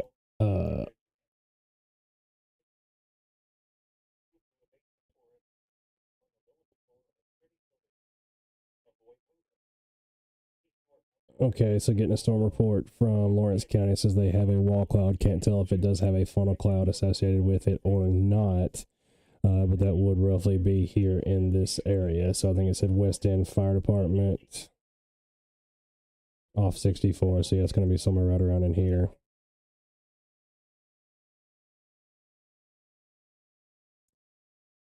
Could be the elevation down there because it is so far below the radar level. So right now, the bottom of what we're seeing right here is still 7,800 feet off the ground.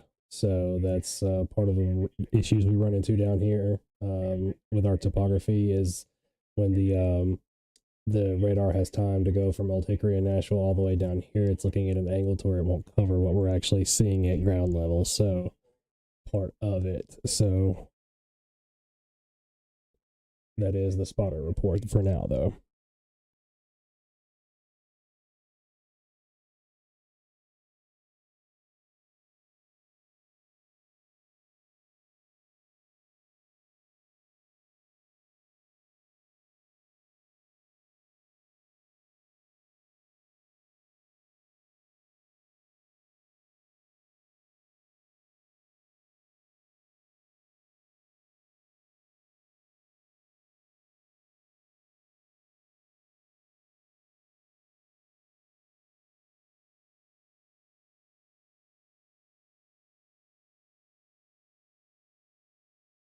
So yeah, it definitely looks like the storm cells that were headed towards Murray County, Columbia too, are just congealing mainly into rain now. Lost most of its severe punch.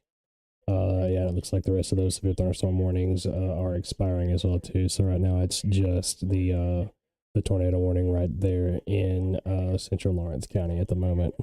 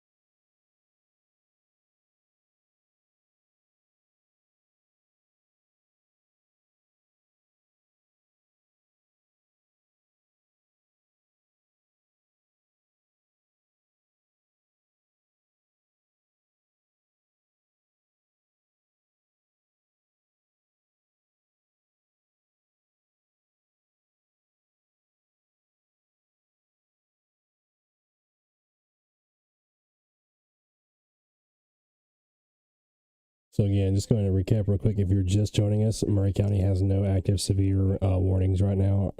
Our severe thunderstorm warning went ahead and expired. So it looks like that section of the storm that's approaching Columbia right now is weakened enough below severe limits, so it is no longer in effect. Still have the Lawrence County tornado warning down there, but again, it looks like it's a back and forth as far as its strength or severity right now. And other than that, the tornado watch still does remain in effect for a little while longer, but I imagine that we'll start seeing the rest of these counties being canceled off here as the storms clear from them.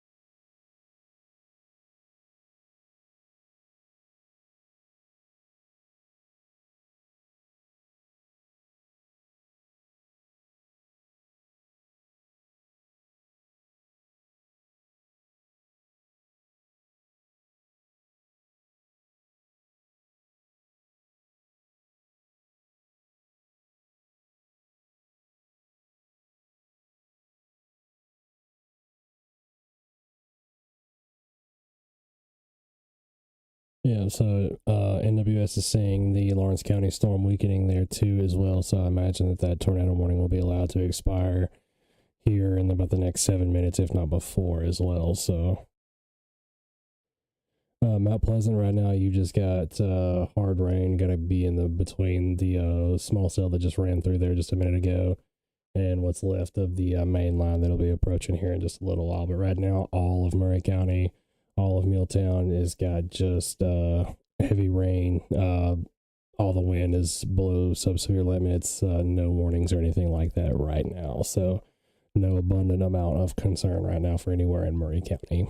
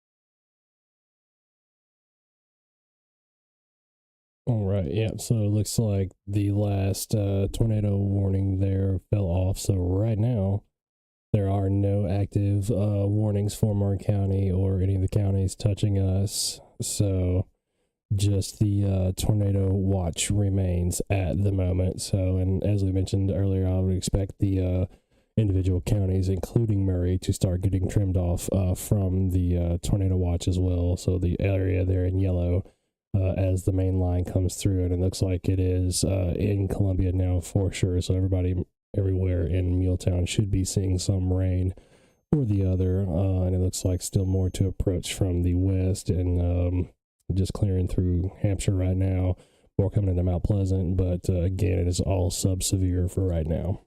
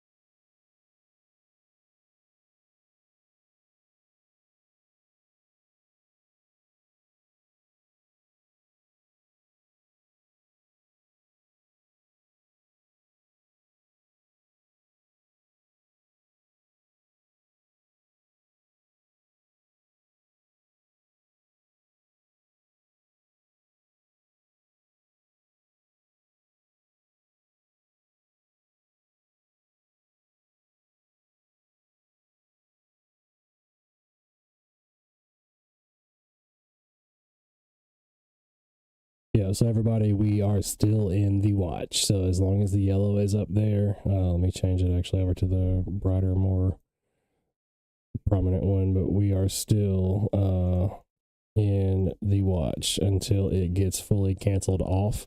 But as you can see, it has been whittled down to just basically the counties that still have storms within them, and then they're dropping off after the storms clear. So that's what I anticipate will happen with us soon. But for right now, we are still in the watch, but it shouldn't be much longer.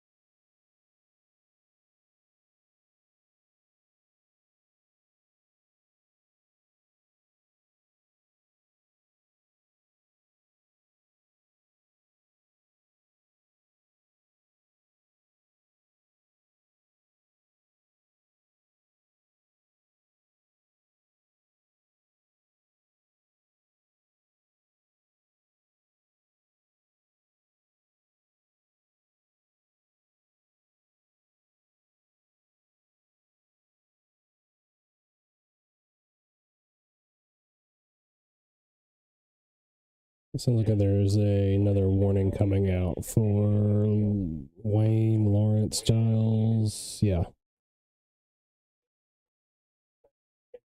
So yeah, it looks like still stuff that's probably going to stay south of Murray, but they just issued this one down here just a second ago. So until 7 p.m., so about the next 24 minutes down there for areas south of us.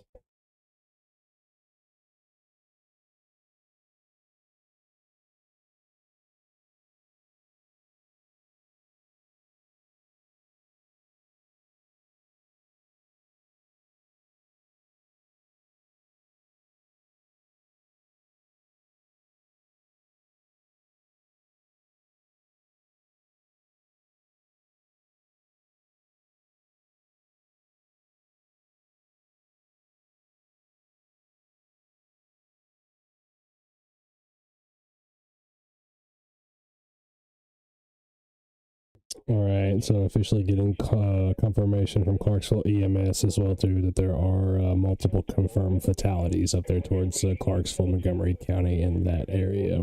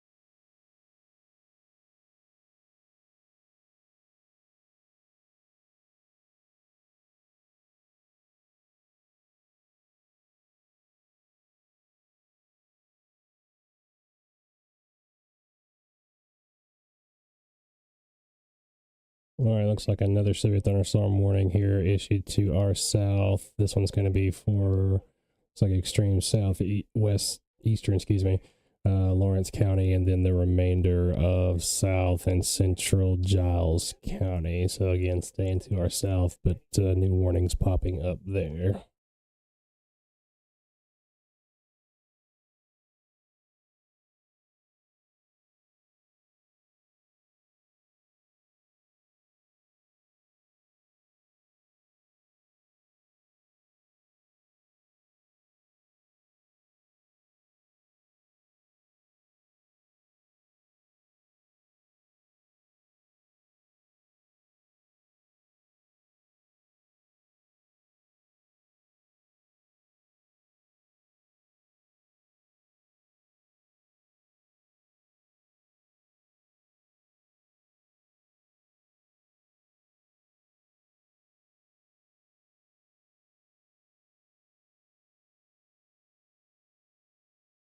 All right, and yeah, and I updated the crawler down at the bottom of the screen as well. So 9 p.m. for the tornado watch, but I suspect it will probably be canceled for Murray County here shortly.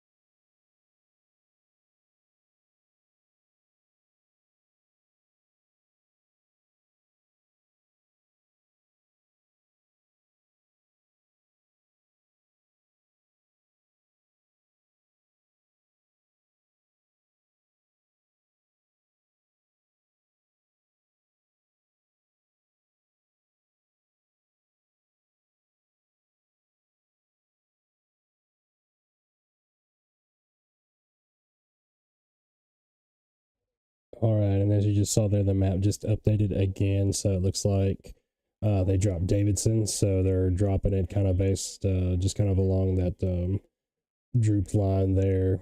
So Williamson and Murray should be next to drop from the tornado watch as soon as the rest of the precip clears Murray County, so it shouldn't be too much longer at all.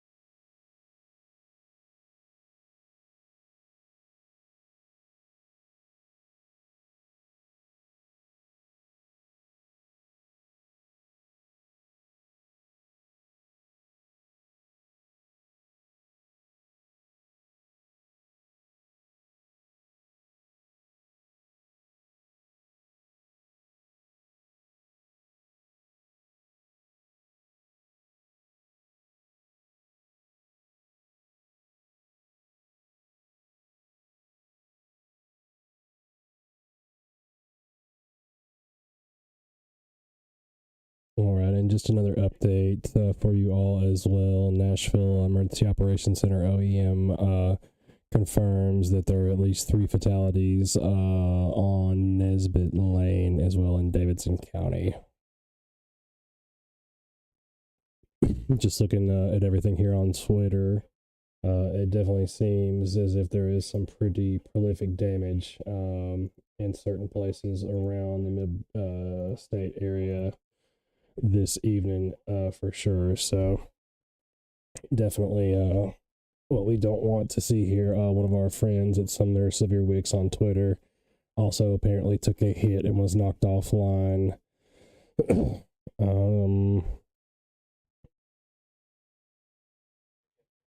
Montgomery County officials reporting that at least 3 people are dead there as well, 2 adults and unfortunately 1 child as a result of the tornado. At least 23 people have been treated at area hospitals as well.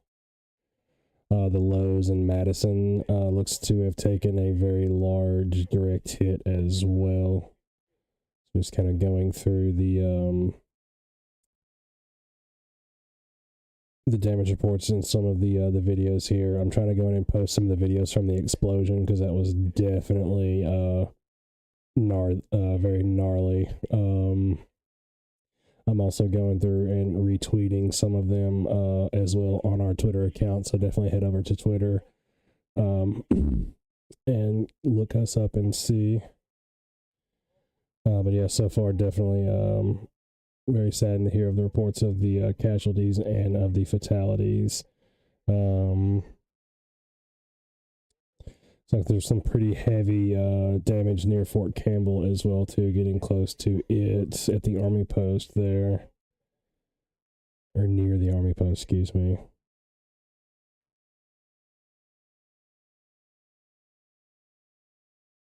So yeah, lots of wild videos of the fireball going around right now, but just to pass that along right now, so at least 6 people killed across the mid-state, one of those being a child. I don't know any ages or anything else right now. But hearing there was a bowling alley as well up near Hendersonville. I think it was the King Play or something like that. Around 40 people inside collapsed on an indoor go-kart track.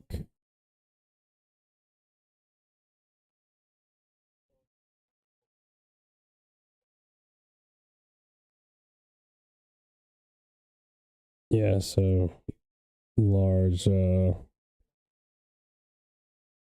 damage out there on some of these storms. So definitely counting our blessings that this didn't have anything to do with us.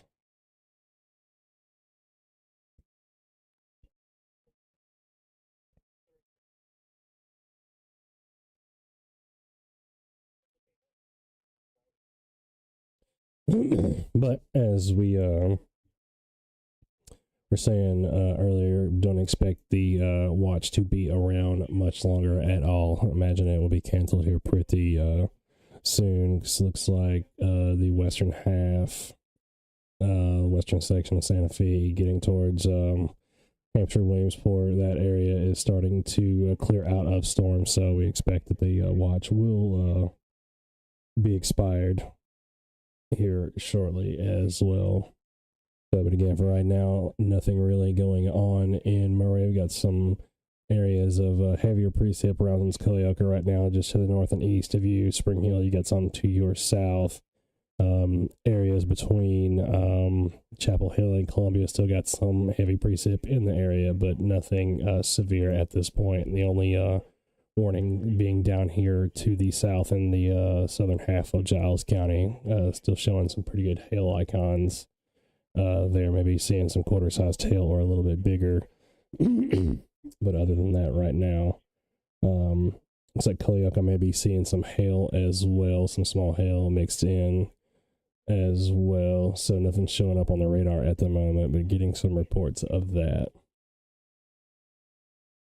But again, we'll still be here with you with continuing coverage as long as the watches are in effect, but it looks like that shouldn't be too much longer, so we'll be wrapping up our coverage here momentarily.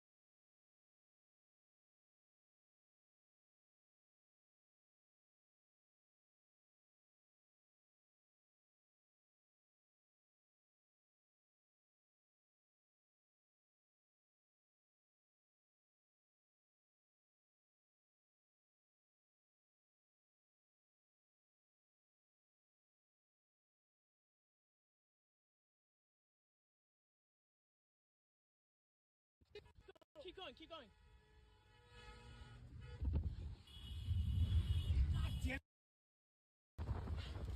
Keep going, keep going. God damn. Oh, there's a ditch. There it is. There's the tornado. Oh wait, we passed it. We're good. Oh shit. Significant damage. Significant damage. Go, go, go. Fuck. Right, being picked up. Be careful for a satellite. Right there. Literally right there. Keep going, keep going. Okay, okay. This is a very damaging tornado. Right. Okay, we're gonna go this way, right? Yeah, go this way.